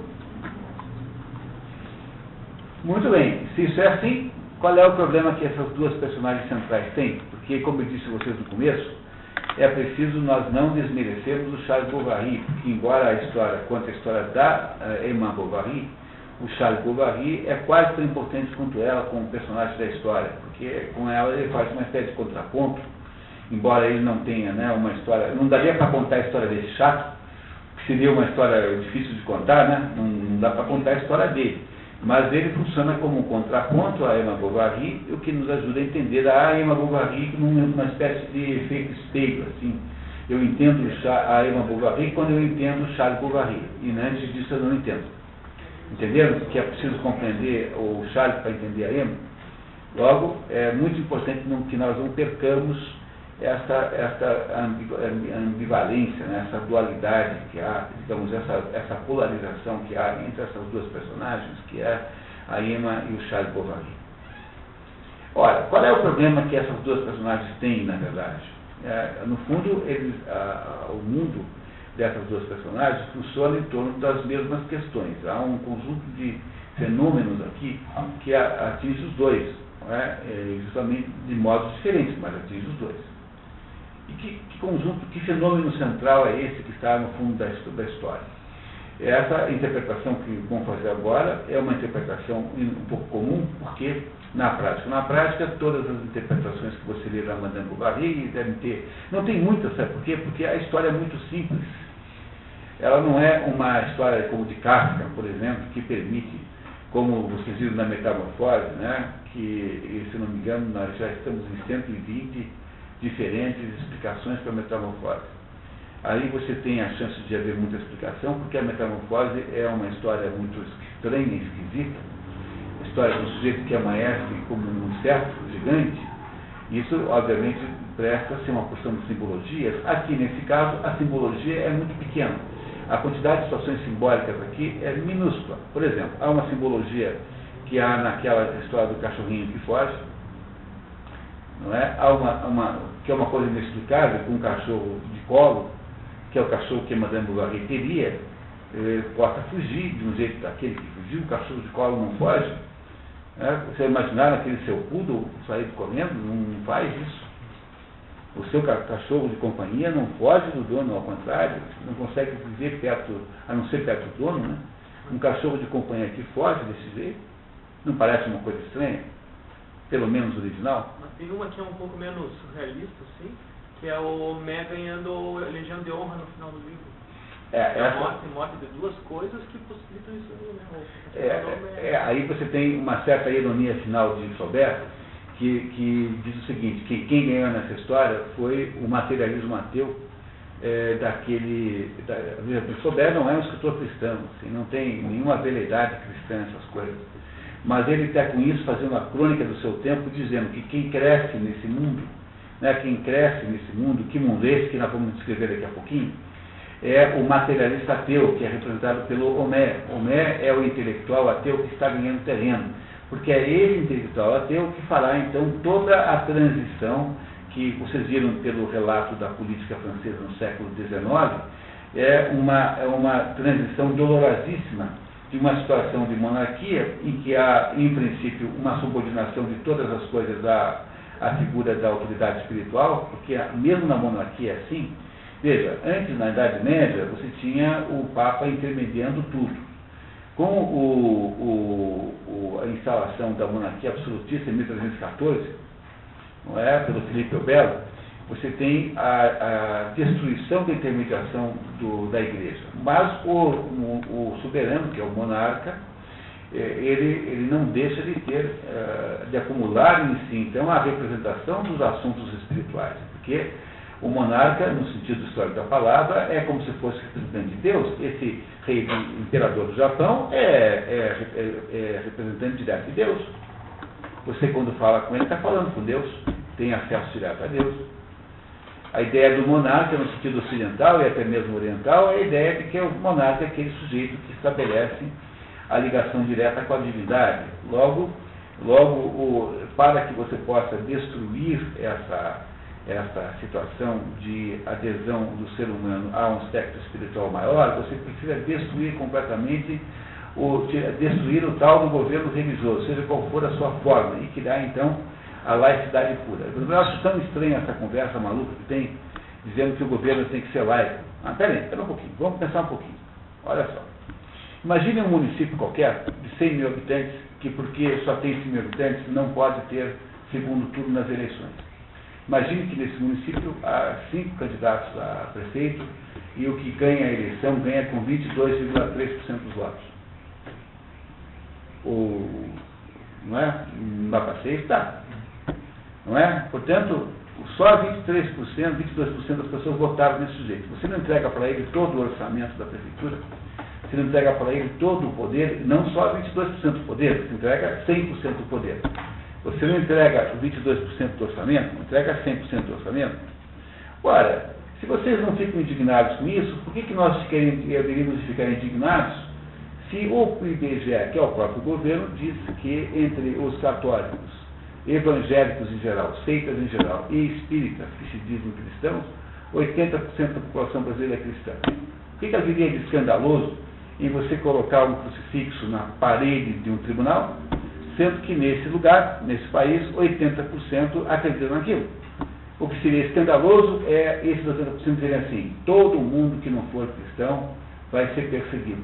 Bom, aí seria escandaloso. Mas botar na parede, vocês acham que é muito escândalo? Não me parece nem um pouco escandaloso. Portanto, a ideia de haver símbolos públicos para homenagear a religião de 80% dos brasileiros me parece uma coisa normalíssima. Eu não sei onde é que inventaram que isso é uma tremenda e terrível agressão às minorias religiosas. Oh, meu Deus! Pois você se submete à mesma situação na eleição o tempo todo. Você não votou no prefeito e o prefeito está lá governando no 29 também. Ora, se isso vale para pegar o seu dinheiro, por que não valeria para estabelecer uma expressão pública de fé? Não é? Vocês compreenderam isso? No entanto, por que há essa obsessão em você destruir a religiosidade do Estado? Quer dizer, tirar do Estado suas conexões religiosas superiores. É porque desde esse momento em que se faz essa série, e aí a Revolução Francesa tem seguramente um aspecto universal, porque é ela que faz isso planetariamente, não é? É ela que dissemina a ideia de que os valores humanos agora não serão mais valores transcendentais. E ela faz isso com tanta incompetência que ela não sabe nem mesmo como, porque, veja, você não pode dizer fraternité, égalité e liberté, porque essas três coisas são incompatíveis entre si. Se você tem igualdade, você não tem liberdade. Veja, eu não posso estabelecer que a liberdade no Brasil é o mesmo que dizer que tem regime de cotas. Se o regime de cotas representa uma igualdade, égalité, ele retira necessariamente a liberdade, porque agora eu não posso mais ter liberdade de conseguir o sucesso que eu quero, porque eu sou prisioneiro de alguma limitação. Logo, os três motes da Revolução Francesa, tomados 2 a 2, são sempre incompatíveis entre si. Quer dizer, assim, filosofia de botequim é bobagem. Não é? No fundo é tudo besteira. Mas fizemos essa revolução, construímos então, durante todo o século XIX, um processo de tornar o Estado laico, como se isso fosse possível. Não dá para fazer isso, na verdade, isso é impossível, porque você não consegue retirar da mente humana a noção da transcendência. E toda vez que você tenta fazer isso por esses meios aí, impedindo que se cultue a Deus, impedindo que haja uma religião que seja a mentora dos valores do Estado, e toda vez que você tenta fazer por esse caminho, o que você tem que fazer no lugar? Você coloca uma outra coisa no lugar. Então o sujeito disse ateu, como é impossível ser ateu? Porque todo mundo sabe que não é inventor de si próprio, todo mundo sabe que não inventou, não produziu a si próprio. Você fica fazendo o quê? Põe no lugar de Deus outra coisa qualquer. Ou põe, sei lá o quê, põe lá o Che Guevara, ou põe o Michael Jackson, entendeu? Ou põe o Big Brother na TV Globo, ou põe qualquer outra besteira, porque é no fundo isso que nós fazemos quando você tira a ideia da transcendência. É tecnicamente impossível ser ateu, não dá para ser ateu. Aprendam isso de uma vez por todas, para nunca mais levarem a sério isso. Os ateus são até bem úteis, porque como são sujeitos interessados em provar que Deus não existe, acabam sendo aí intelectuais divertidos, fazem raciocínios interessantes, não é? Tem até, e todos eles viram religiosos, todos 100% dos ateus depois se continuam. Quanto mais você insiste em ser ateu, mais ele vai chegar numa hora e vai descobrir que ele não é ateu. E estava só olhando para o Deus errado. Tá? Tanto é que você pega o Marquês de Sade. Marquês de Sade é um escritor da época da Revolução Francesa. Tem uma personagem sádica, que é o Dom Mancé, que é um daqueles terríveis condes depravados, né? E o Dom Mancé diz assim: a única coisa que eu não perdoo a Revolução foi não ter matado Deus. Porque, no fundo, estaria completo e perfeito o projeto da Revolução Francesa se ela tivesse conseguido matar Deus de alguma maneira. Porque era essa, no fundo, a ideia de matar Luís XVI, que foi o último dos Bourbons, não, né? Mas aquele que foi morto durante a Revolução Francesa. Porque o Luís XVI, coitado, era um rei bom, um sujeito que não era agressivo, não fez mal a ninguém, era um rei condescendente, ele havia concordado com todas as soluções, ele havia concordado em ser um rei constitucional. Por que o mataram? Mataram porque precisaria matar simbolicamente alguém para matar Deus. Por que então não matar o rei? O rei simbolicamente, a melhor substituição de Deus, porque o rei manteve, né, mesmo depois da fórmula medieval, ou seja, mesmo na monarquia absoluta, o rei manteve essa conotação divina. Então, matar o Luís XVI era apenas uma maneira de simbolicamente matar Deus. E quem é que mata Deus? São esses sujeitos como Homé. Homé são esses intelectuais que farão durante todo o século XIX o envenenamento geral contra o quê? Contra o Ancien Régime. Ancien Régime é o regime que veio antes da Revolução Francesa, ou seja, aquele regime em que havia ainda uma espécie de hierarquia natural na sociedade que partia do poder espiritual para o poder temporal e depois para o poder econômico. Porque a sociedade humana sempre se orienta em função dessa hierarquia de poderes. E isso é outra coisa para lembrar sempre, não esquecer de modo nenhum, que as coisas humanas são hierárquicas e o poder econômico é o mais baixo dos três, embora no Brasil seja difícil explicar isso, que o brasileiro pensa que tudo é dinheiro, né? Então nós temos aqui um problema seríssimo, essa ilusão de achar que o dinheiro resolve tudo na vida e que o dinheiro é o único jeito que tem de mandar no mundo, quando na verdade é bem o contrário. O dinheiro na verdade é um poder muito pequeno, minúsculo quase, perto dos outros dois. Acima do poder do dinheiro está o poder político, que é muito maior do que o poder econômico, e acima do poder econômico está o poder espiritual, que é muito maior do que os outros dois. Vocês compreendem isso, né, pessoal? O que eu estou dizendo? Vocês estão entendendo bem o que eu estou dizendo para vocês? Né? Ou seja, o sujeito que tem apenas dinheiro, ele só pode fazer 3 coisas com o dinheiro. Ele pode, primeiro, empregar pessoas que não têm dinheiro nenhum, que é o conceito de emprego. Né? Emprego não é isso? É um sujeito que tem dinheiro que emprega um que não tem. Segundo, ele pode comprar coisas, modificá-las e vendê-las por um preço mais alto, que é a essência do comércio. Terceiro, ele pode pegar esse dinheiro e pagar para o sujeito que tem uma arma na mão não bater nele, que é a terceira e última possibilidade de usar o dinheiro. Para mais nada serve dinheiro. Portanto, aquele que tem a arma na mão, que é o poder político, tem mais poder que aquele que não tem arma na mão, que só tem dinheiro. Entendeu? Se você tem que pagar, se todo dia um sujeito te cobra um dinheirão para não bater em você, quem que tem poder? Você ou ele? Ele, meu Deus do céu. Portanto, o poder militar, o poder da violência, o poder político é mais forte do que o poder econômico. Não é? Em todo país normal é assim. Nós aqui é que não entendemos isso ainda.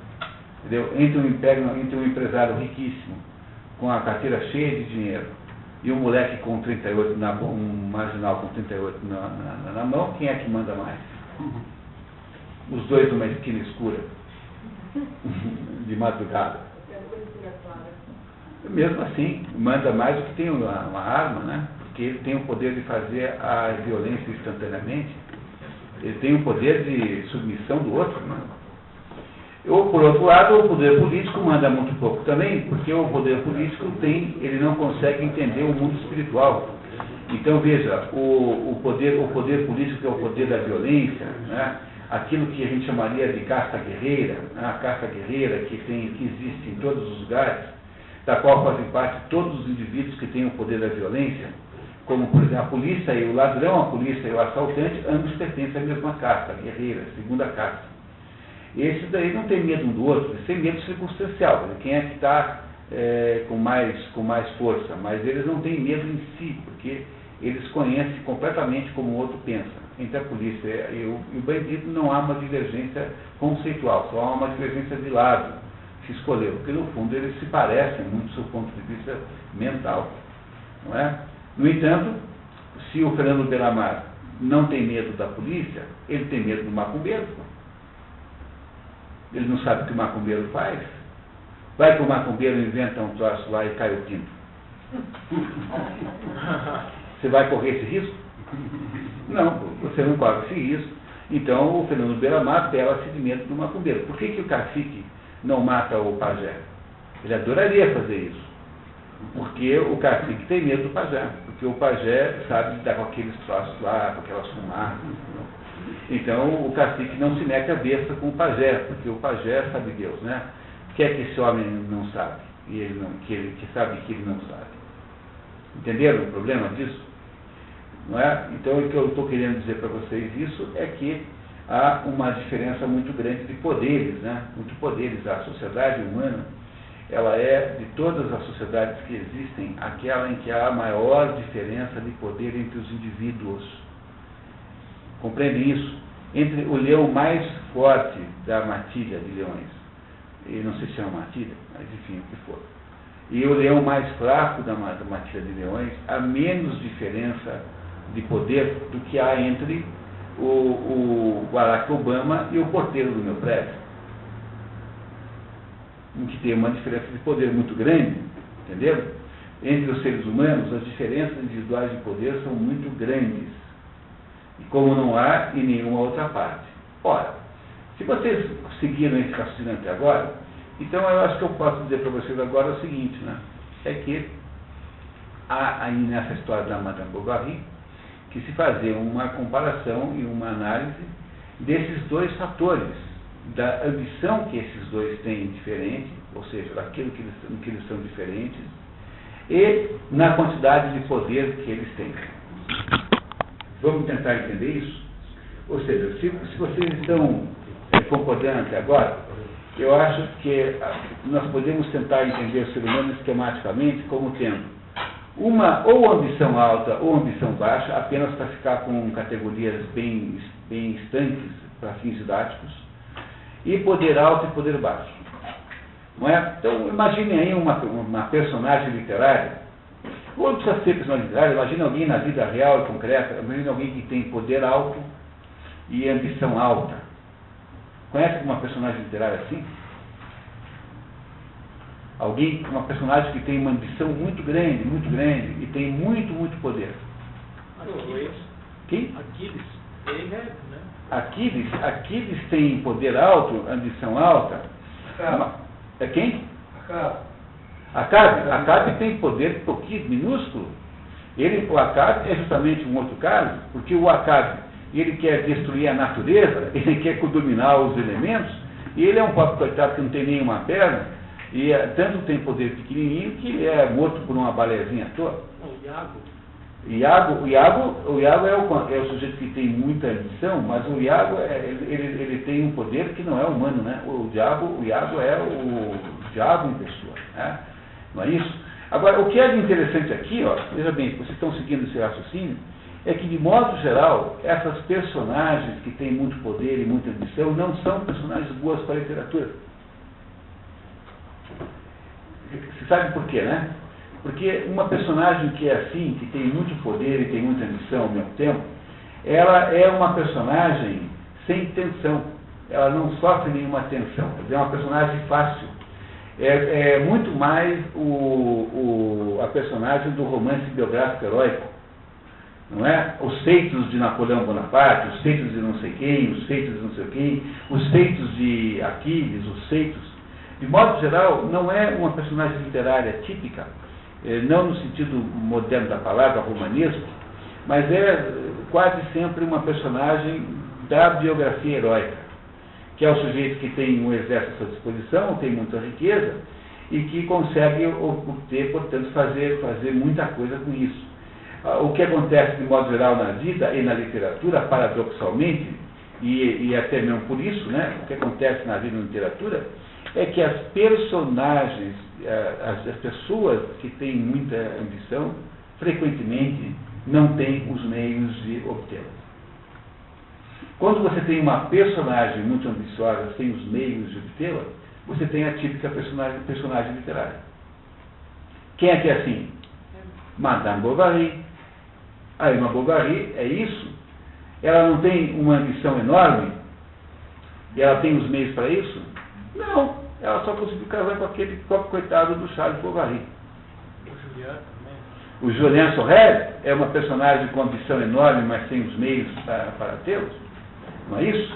O Acabe não é isso? Uma outra personagem que nós vimos aqui é o Lucien de Rubempré, aquele do Ilusões Perdidas. Aquele sujeito que tem uma enorme ambição de se tornar o maior jornalista da França, mas ele vai lá para Paris e tem que morar no pior quarto do mundo, vive lá comendo uma comidinha lá de um restaurante que faz por camaradagem para ele, que não, a roupa dele é velha, ele tem que ir na biblioteca porque não pode comprar um livro. Raskolnikov é assim também. Raskolnikov é assim também. Raskolnikov é um sujeito que tem uma ambição gigantesca e, no entanto, não tem o poder para resolver isso. Entenderam o que eu estou dizendo para vocês agora? Mas antes da gente continuar nessa linha, que é a linha que nos interessa em seguida, vamos tentar olhar para as outras duas possibilidades. A primeira possibilidade é o sujeito tem muita ambição e muito poder.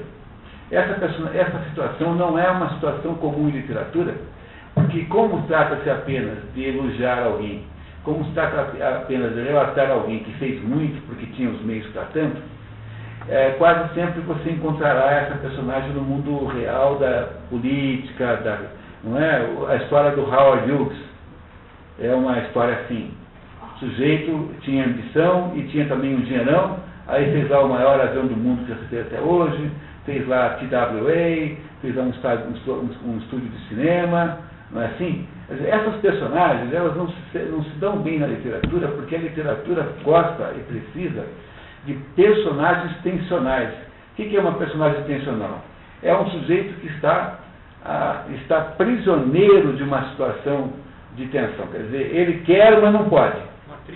Um atrito. Uma contradição fundamental. Ele quer, mas não pode. O Agamenon é um caso assim. Por isso é que ele é ruim como personagem literário. Ele só serve para ser morto lá pelo primo e pela mulher. Entendeu? O Agamenon, na verdade, não tem... Na Ilíada, o Agamenon é muito menos importante relativamente que qualquer um outro. Apesar de ser o mais poderoso de todos os gregos, esse poder é uma coisa tão natural no Agamenon, quer dizer, o fato de que ele pode fazer muito é a mesma coisa que se diz assim, pô, o sujeito ali é trilionário, comprou um sorvete. Ninguém vai achar isso estranho, entendeu? Pega outro exemplo. O sujeito trilionário comprou um Mercedes-Benz de 500 mil reais. Ninguém acha isso feito nenhum. O sujeito tem um monte de dinheiro, comprar um Mercedes-Benz de 500 mil é meio natural.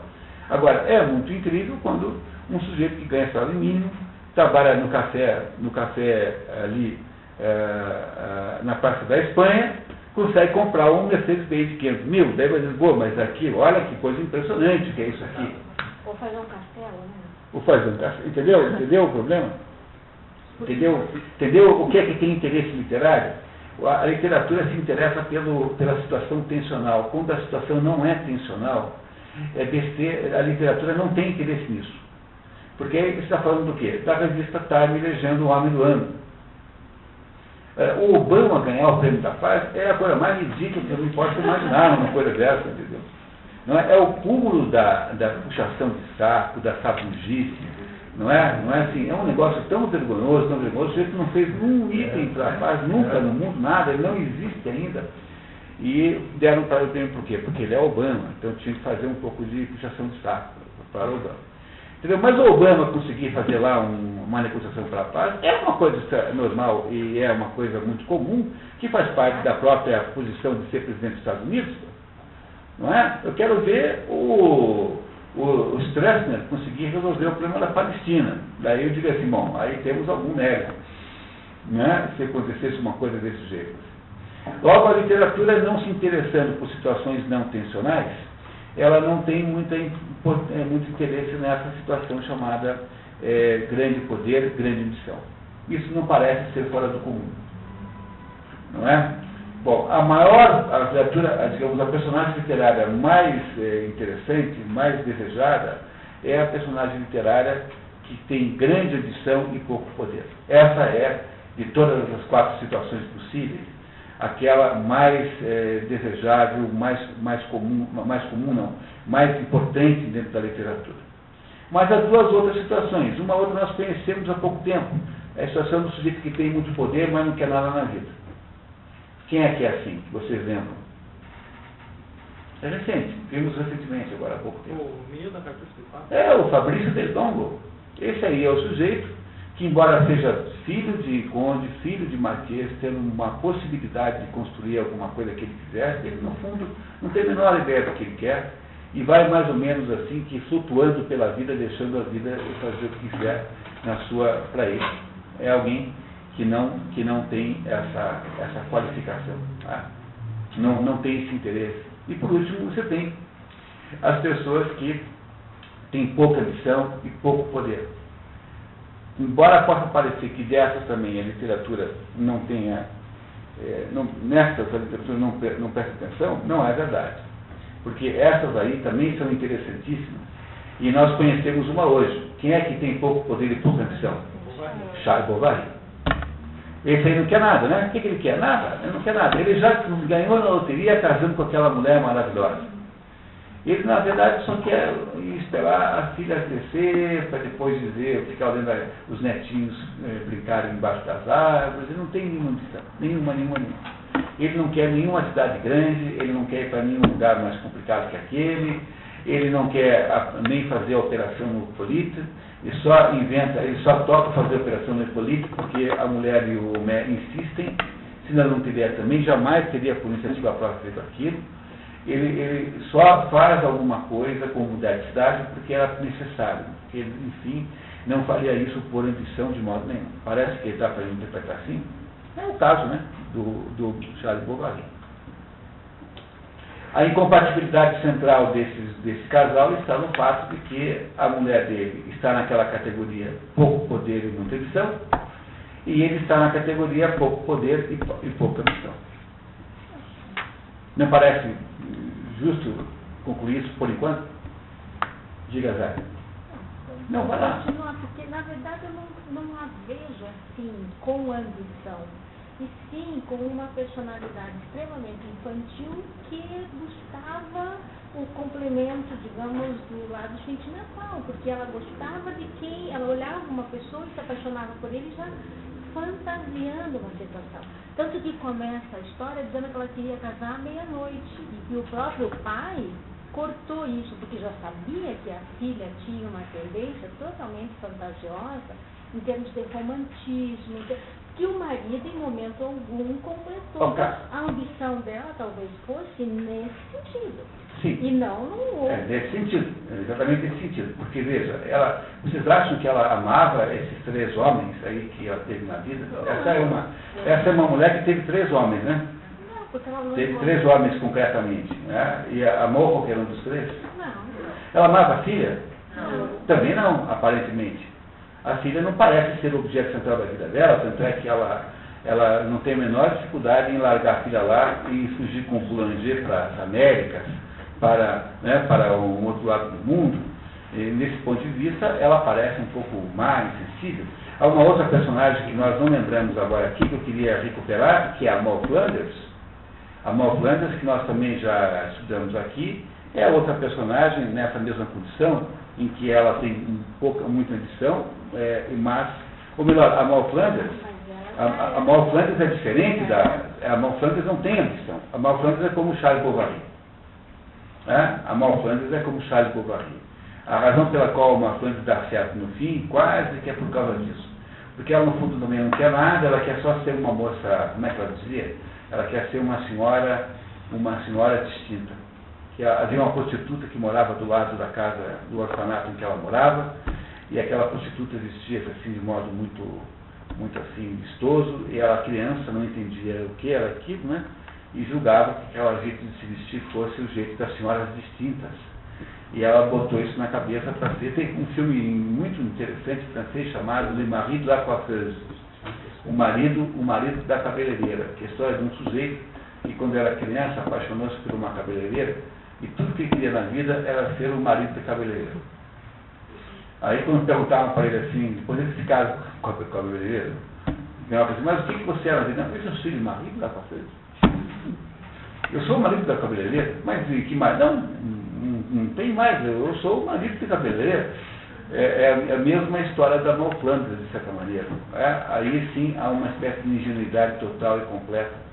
Não é uma completa ingenuidade. Mas no caso da Madame Bovary, ela não é tão ingênua assim, porque a Moll Flanders também não é totalmente inocente, ela faz também umas pilantragens no meio da história, vamos ser justos aqui. Mas a Madame Bovary é muito mais, digamos assim, maquiavélica, no sentido comum da palavra. Ela tenta sempre buscar, de alguma maneira, aquilo que ela não tem na sua casa, no seu atual matrimônio, com outros em que ela suspeita que possa ser isso. Ela, na verdade, não está interessada verdadeiramente naqueles outros. Ela não é como a Ana Karenina, porque é preciso compreender que a infidelidade da Madame Bovary, eu disse no começo da conversa aqui, não é como as outras infidelidades das outras pessoas do livro, da literatura. A infidelidade da Capitu não é igual à infidelidade da Ana Karenina, que não é igual à infidelidade da Festa, que não é igual à infidelidade da Helena Troia. Cada infidelidade dessas tem um sentido diferente. No caso da Madame Bovary, me parece que é uma infidelidade tipicamente feminina, que é a infidelidade de achar que, por meio das suas belezas pessoais, que ela de fato tinha, ela mereceria ter uma vida social melhor. E é isso que ela tenta fazer com esses dois, todas essas tentativas que ela faz aí. Portanto, o problema das pessoas que estão nessa condição chamada ambição alta e meios baixos, é que elas têm um problema extraordinário para resolver. Porque ter ambição alta não é em si nenhum problema moral. Não há nada de errado moralmente em ter ambição alta. O fato de que você nasceu com meios baixos, pequenos, você não tem os mesmos meios que os outros, você não tem os meios que você deseja, este fato é um fato circunstancial da vida com o qual você também, no qual você não tem culpa. O fato de que você nasceu lá em Berthaud, né? Você não tem mais mãe, ela é órfã de mãe, que você não tem acesso aos salões, que você está longe de Paris. Então, o fato de que você tem umas circunstâncias negativas na sua vida, também você não tem culpa. problema não está na ambição e nem no fato de que o teu poder é baixo. Essas duas coisas são compreensíveis e são dadas a si próprias. A ambição é absolutamente legítima. O problema está na legitimidade ou na ilegitimidade dos meios que você utiliza para resolver o problema da ambição.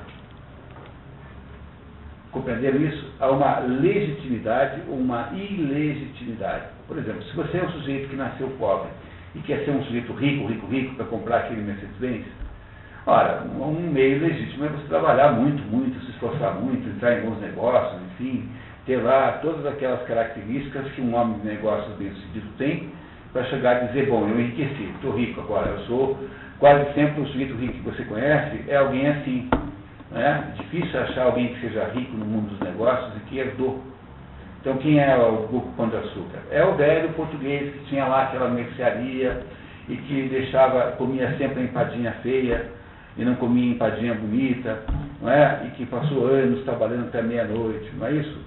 Você pega o Antônio Emílio de Moraes, o pai do velho, o pai do Antônio Emílio, também era um sujeito humilde. Todo mundo, quase, que você puder imaginar, que é, assim, digamos, grande empresário aí no Brasil, é um fulano que partiu mais ou menos de uma coisinha simples, modesta, foi indo e deu certo. Repararam nisso? E essas pessoas fazem isso legitimamente, porque eles, eu estou dizendo ao interno, né? Não estou falando do caso de ninguém especificamente, porque sabe Deus como é que a vida é na prática, né? Mas, digamos, em princípio, é possível você roubar um ônibus, como fez o Camilo Cola, e iniciar Itapemirim. Roubou um ônibus, mas não é um defeito muito grave. Certo? Roubar um ônibus parece até um roubo, assim, um roubo sadio, entendeu? Sei lá, né? Roubou um ônibus dos americanos, parece, na Segunda Guerra Mundial. Bom, mas tudo faz. Não estou querendo particularizar aqui nenhum exemplo. Apenas estou dizendo que há uma possibilidade de legitimidade em você resolver essa tensão. Porque se você é um sujeito que tem ambições altas e tem, ao mesmo tempo, poderes pequenos, tem baixos poderes, você pode tentar remediar isso de um modo legítimo. Há meios de fazer isso. Esses meios, obviamente, dependem de uma porção de circunstâncias, que não é o caso da gente debater aqui, porque não há nem esse assunto da noite. Não é? O problema que você tem aí é quando você faz a opção errada, ou seja, é quando você escolhe meios legítimos para resolver o problema. Não é? Essa tensão tem que ser resolvida. Ou você a mantém, não é? Como é que faz o Charles Bovary? Como é que ele resolve a tensão? Ele simplesmente reduz a ambição. Ele põe a ambição do tamanho dele. A Mal Flanders faz o quê? O que ela quer ser? Quer ser uma senhora distinta. Então, quando ela, no final do livro, consegue ser uma senhora distinta, ter, assim, digamos, uma certa aparência de respeitabilidade, quando ela volta dos Estados Unidos com o marido, né? Depois, finalmente, depois de ter quase sido executada na cadeia, né? Passou por isso até, ela acaba sendo isso. Mas por que a Mal Flanders tem essa possibilidade de resolver o problema dela? Porque a ambição da Mal Flanders é o tamanho da sua pequena vida. Da sua pequena vida não, do seu pequeno desejo de ser uma senhora distinta.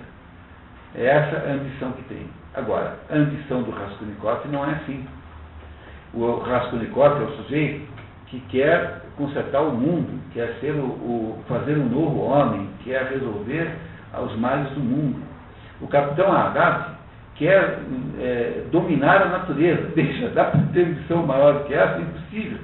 Ele imagina assim que ele, um capitão de um barquinho, do Pequod, vai dominar os elementos que são sintetizados naquela baleia, vai conseguir botar o clima sob o seu controle, os terremotos, os maremotos, enfim. É isso que o Ahab quer. Ele tem uma ambição extraordinária que ele nunca, em modo nenhum, consegue questionar. Ele nunca questiona isso. Nem o Raskolnikov questiona. Então, como que obcecos, obcecados, a palavra obcecado vem do latim da palavra cego. Obcecado significa que está cego. Não é? Secum, cego. Cego vem de secum, que era cego no latim. A palavra obsessivo é aquele sujeito que sentou e não levanta de jeito nenhum. Sessum, cadeira. Sentar, sessum. Obsessivo é o sujeito que sentou e não levanta, está imóvel e não larga a mão daquela ideia. Esses tipos de grandes ambições são tipos assim. Como eles não têm os meios, eles vão ter que encontrar ou uma maneira legítima de resolver, se for possível, se a ambição for compatível com a questão humana, porque a ambição do comandante capitão Acabe é incompatível com a estrutura da condição humana. Nós não iremos jamais conseguir dominar a natureza. Por isso é que o Melville escreveu o livro, para justamente dizer para nós que no final das contas essa ambição reduz em morte, acaba na morte de quem tenta. Não é o que acontece com o capitão Acabe, ele é morto pela baleia, porque nessa luta ele não vencerá sozinho. Essa luta só será resolvida no final dos tempos. São o capitão Acabe, né, representando a civilização, e a baleia representando a natureza. Diz o livro de Jó, são dois monstros, um chamado Leviatã, outro chamado Behemoth, e esses dois monstros aí são dois monstros, não esquecer nunca. E eles serão ambos churrasqueados na grande festa do juízo final. Mas até lá, meu velho, você perde uma e ganha outra. Então você ganha numa forma, quando você consegue derrotar a varíola, por exemplo. Mas aí qualquer gripinha estúpida, né, mata 200 pessoas em Curitiba há 3 meses. Compreendendo como a natureza, você não consegue ganhar essa guerra? Você não vai conseguir vencer isso? Não dá para vencer isso, porque a natureza das coisas seja assim. A ambição do capitão Acabe é uma ambição absolutamente desmedida, fora de qualquer espécie de controle. Ela não tem compatibilidade com a condição humana. A ambição do Raskolnikov é uma ambição soberbíssima, incompatível com a condição humana. Olha, se Jesus Cristo, que era Deus, veio aqui e em nenhum momento disse que ia criar um homem novo, como é que todo comunista idiota acha que ia fazer isso? Pensa que coisa extraordinária. Jesus Cristo, que era Deus, chegou aqui e não quis criar homem novo nenhum. Falou assim, faça assim só. Como é que todo sujeito metido a presidente do Partido Comunista acha que vai fazer um homem novo? Sujeito que não consegue parar de fumar, ele mesmo não consegue parar de fumar, acha que vai produzir um homem novo. Você não acha que há nisso uma ideia de loucura inacreditável? Essa é uma loucura do gênero humano. É gente louca. Nós estamos lidando com gente louca. Você tem brilho nato.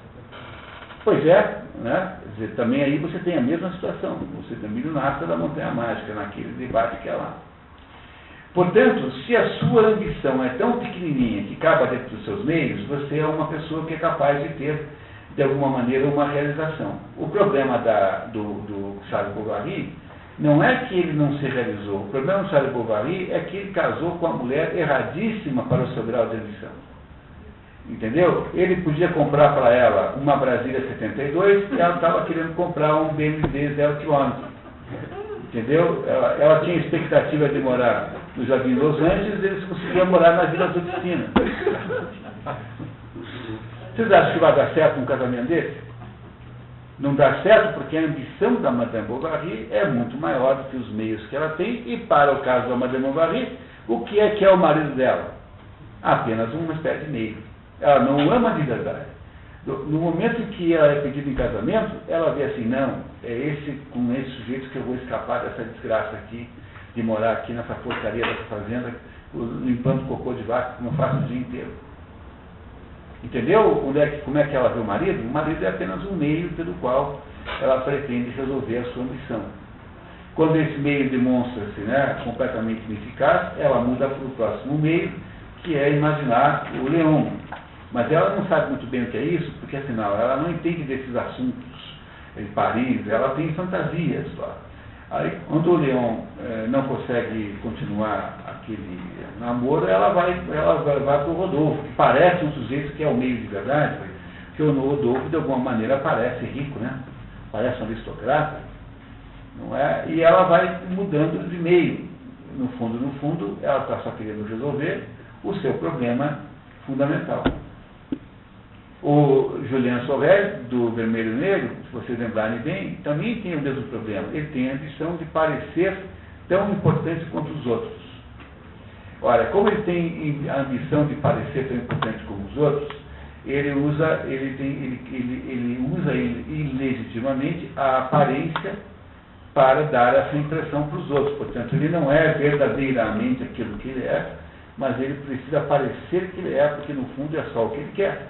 É parecer tão bom quanto os outros. Vocês estão entendendo isso, pessoal? Está ficando claro isso? A ambição dela é só aparecer, então. Ela não. Ela quer ser rica, quer viver aquela vida parisense, ela quer ter uma vida à altura da beleza dela. Ela sabe que ela é bonita. Então ela acha assim, que é uma injustiça muito grande, que uma mulher muito bonita como essa tenha casado com um sujeito que é um paspalho como esse Charles Bovary. Que na verdade ela é apenas um paspalho do ponto de vista dela, porque afinal o narrador está nos contando o ponto de vista da Emma Bovary. Ela acha que ele é um paspalho porque ele não quer nada que ela quer, porque ele teria sido um bom marido para muitas outras mulheres aí que fossem parecidas com ele. Não é? Não teria sido nada demais, ele não tem defeitos graves, ele tem bobão só. Mas isso todo homem é um pouco também. Que diferença faria na prática, então? Entendeu? Quer dizer, todo jeito ele seria um pouco manipulado por ela, enfim, que coisa. Mas ele não é uma pessoa má, ao contrário, mas ele tem uma, digamos, uma adequação entre meios e ambição muito mais adequada do que ela. Portanto, ele é honesto perante os meios que ele tem. Ele tem, portanto, uma consciência. É isso que a Zaida vê na Madame Bovary com uma certa fantasia, é uma espécie de inconsciência que ela tem real, da vida real dela. Né? Ela tem uma inconsciência sobre a sua vida real. Ela vive de uma fantasia que é muito aumentada com o episódio do baile, porque aquele mundo de fato que ela tinha visto nos livros existe. Olha aí, no baile. Né? Quando ela tem o episódio do baile, ela descobre que aquele mundo dos livros existe de verdade. Não esqueça que até então ela nunca tinha saído lá da Libertou. Ela morava em Tostes. Tostes assim, meu Deus, o que deve ser Tostes? Assim, Laminha Pequena. Alguma coisa como Laminha Pequena, entendeu? Alguma coisa de nada, assim. Esse é o mundo que ela conhece. Aí um belo dia ela vai para aquele baile e descobre o seguinte, né? Que naquele baile está provado que o mundo dos romances de fato é real e verdadeiro. Olha ele ali. Nesse mundo daqueles lustres estão ali. Aqueles salões, ela esvoaçando, né? Rodando pelos salões, nos braços de um visconde que a tirou para dançar, não é? Com aquele vestido, todo mundo olhando para ela. Não poderia ter um mundo de fantasia maior do que esse. Como ela não consegue, na verdade, entender o mundo que é o mundo real dela, ela também não consegue estabelecer nenhum plano verdadeiramente organizado para produzir aqueles meios com os quais ela podia tentar melhorar. Não é? Não é isso? Se vocês pensarem bem também, de certo modo, é o que toda mulher faz com o marido. As mulheres casam e com maridos. Os maridos não muito raramente, são pessoas que têm a mulher tem um processo civilizatório em relação ao marido. Elas têm a capacidade de organizar a vida do marido para que ele possa produzir um sucesso econômico.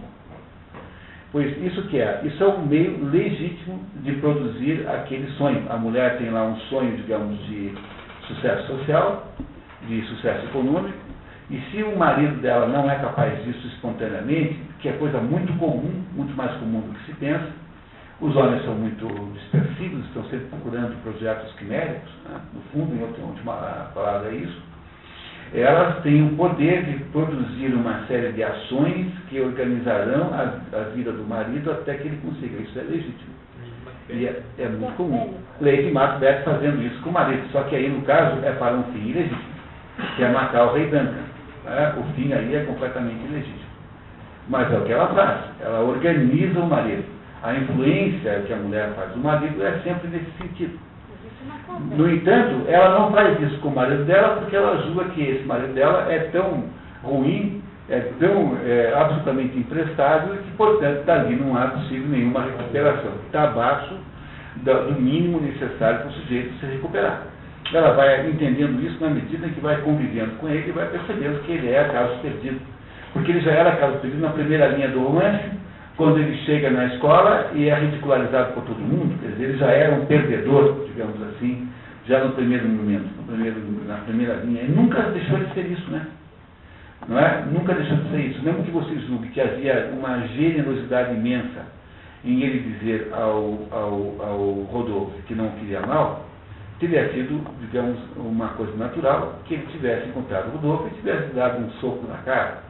Não teria sido nada desproporcional, teria sido sentido, e o outro teria até recebido com uma certa, digamos, concordância, provavelmente, não é?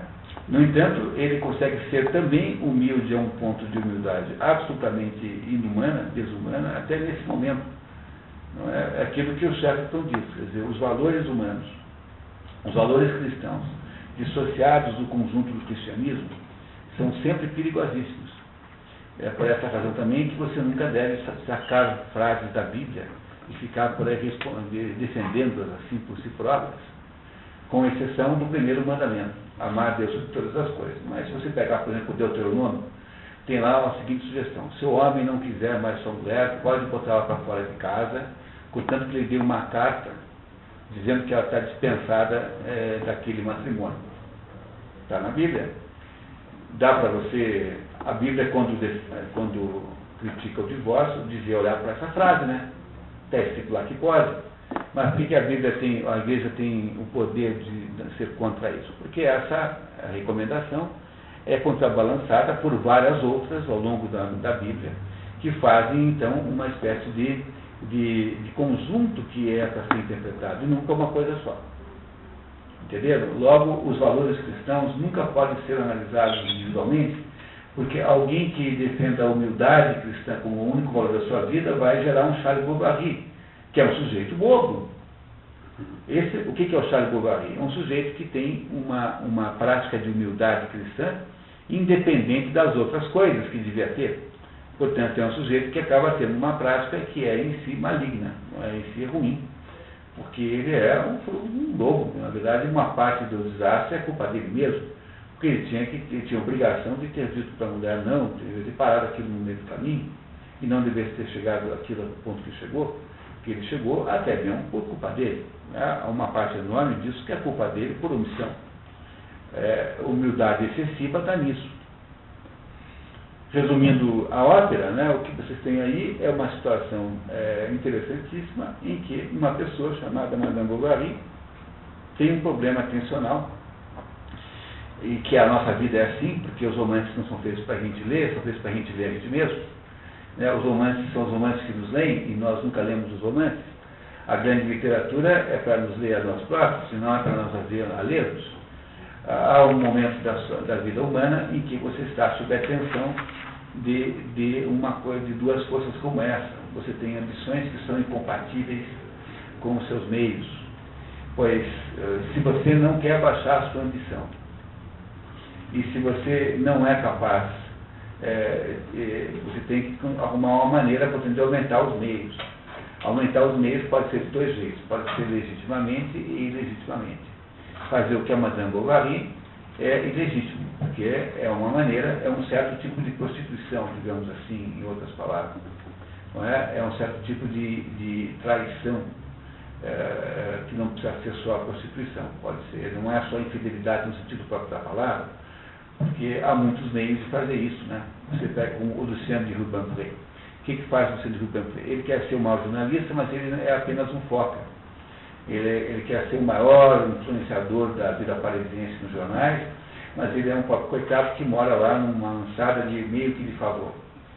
O que ele tem que fazer? O que ele faz? Ele se põe a serviço de toda aquela máfia jornalística de Paris do seu tempo, que o transforma em instrumento de ataque para atacar fulano ciclano, para obter esse ou aquele efeito político, e no final das contas, quando ele se transformou completamente em instrumento dos outros, um belo dia alguém o destrói como uma sequência natural, como consequência natural, não é? É como o pistoleiro que um belo dia alguém vem para matá-lo. Esse é o Lucien Rubempré. Ele mata os outros a troco de dinheiro, servindo então a uma causa alheia que não é sua, por dinheiro, até que um belo dia em que alguém vem fazer a mesma coisa com ele, afinal de contas, ele vale tanto quanto as suas próprias vítimas. Essa é outra maneira errada de fazer. E assim por diante, você tem um rosário de estratégias erradas de resolver o problema, e essas questões são questões de natureza moral. Portanto, se esse livro tem algum sentido, é um sentido profundamente moral, e que não é uma crítica à burguesia, a não ser que você, obviamente, extrapolasse todo esse raciocínio para dizer assim: a burguesia é imoral porque ela não mede os meios para conseguir os seus fins. Mas isso certamente é errado e é uma injustiça, porque se tem alguma classe social que é assim, que tem princípios de honradez, é a burguesia.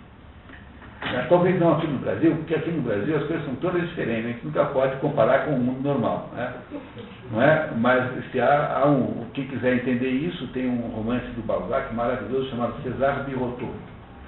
César Birotteau, que é um romance pouco conhecido e que é uma beleza de história, em que conta essa história de César Birotteau, que é um perfumista de Paris, que se entusiasma com o sucesso econômico, comete erros estratégicos enormes, depois vai à falência, e aí passa o resto da vida reconstituindo o que ele havia perdido. Esse é o burguês.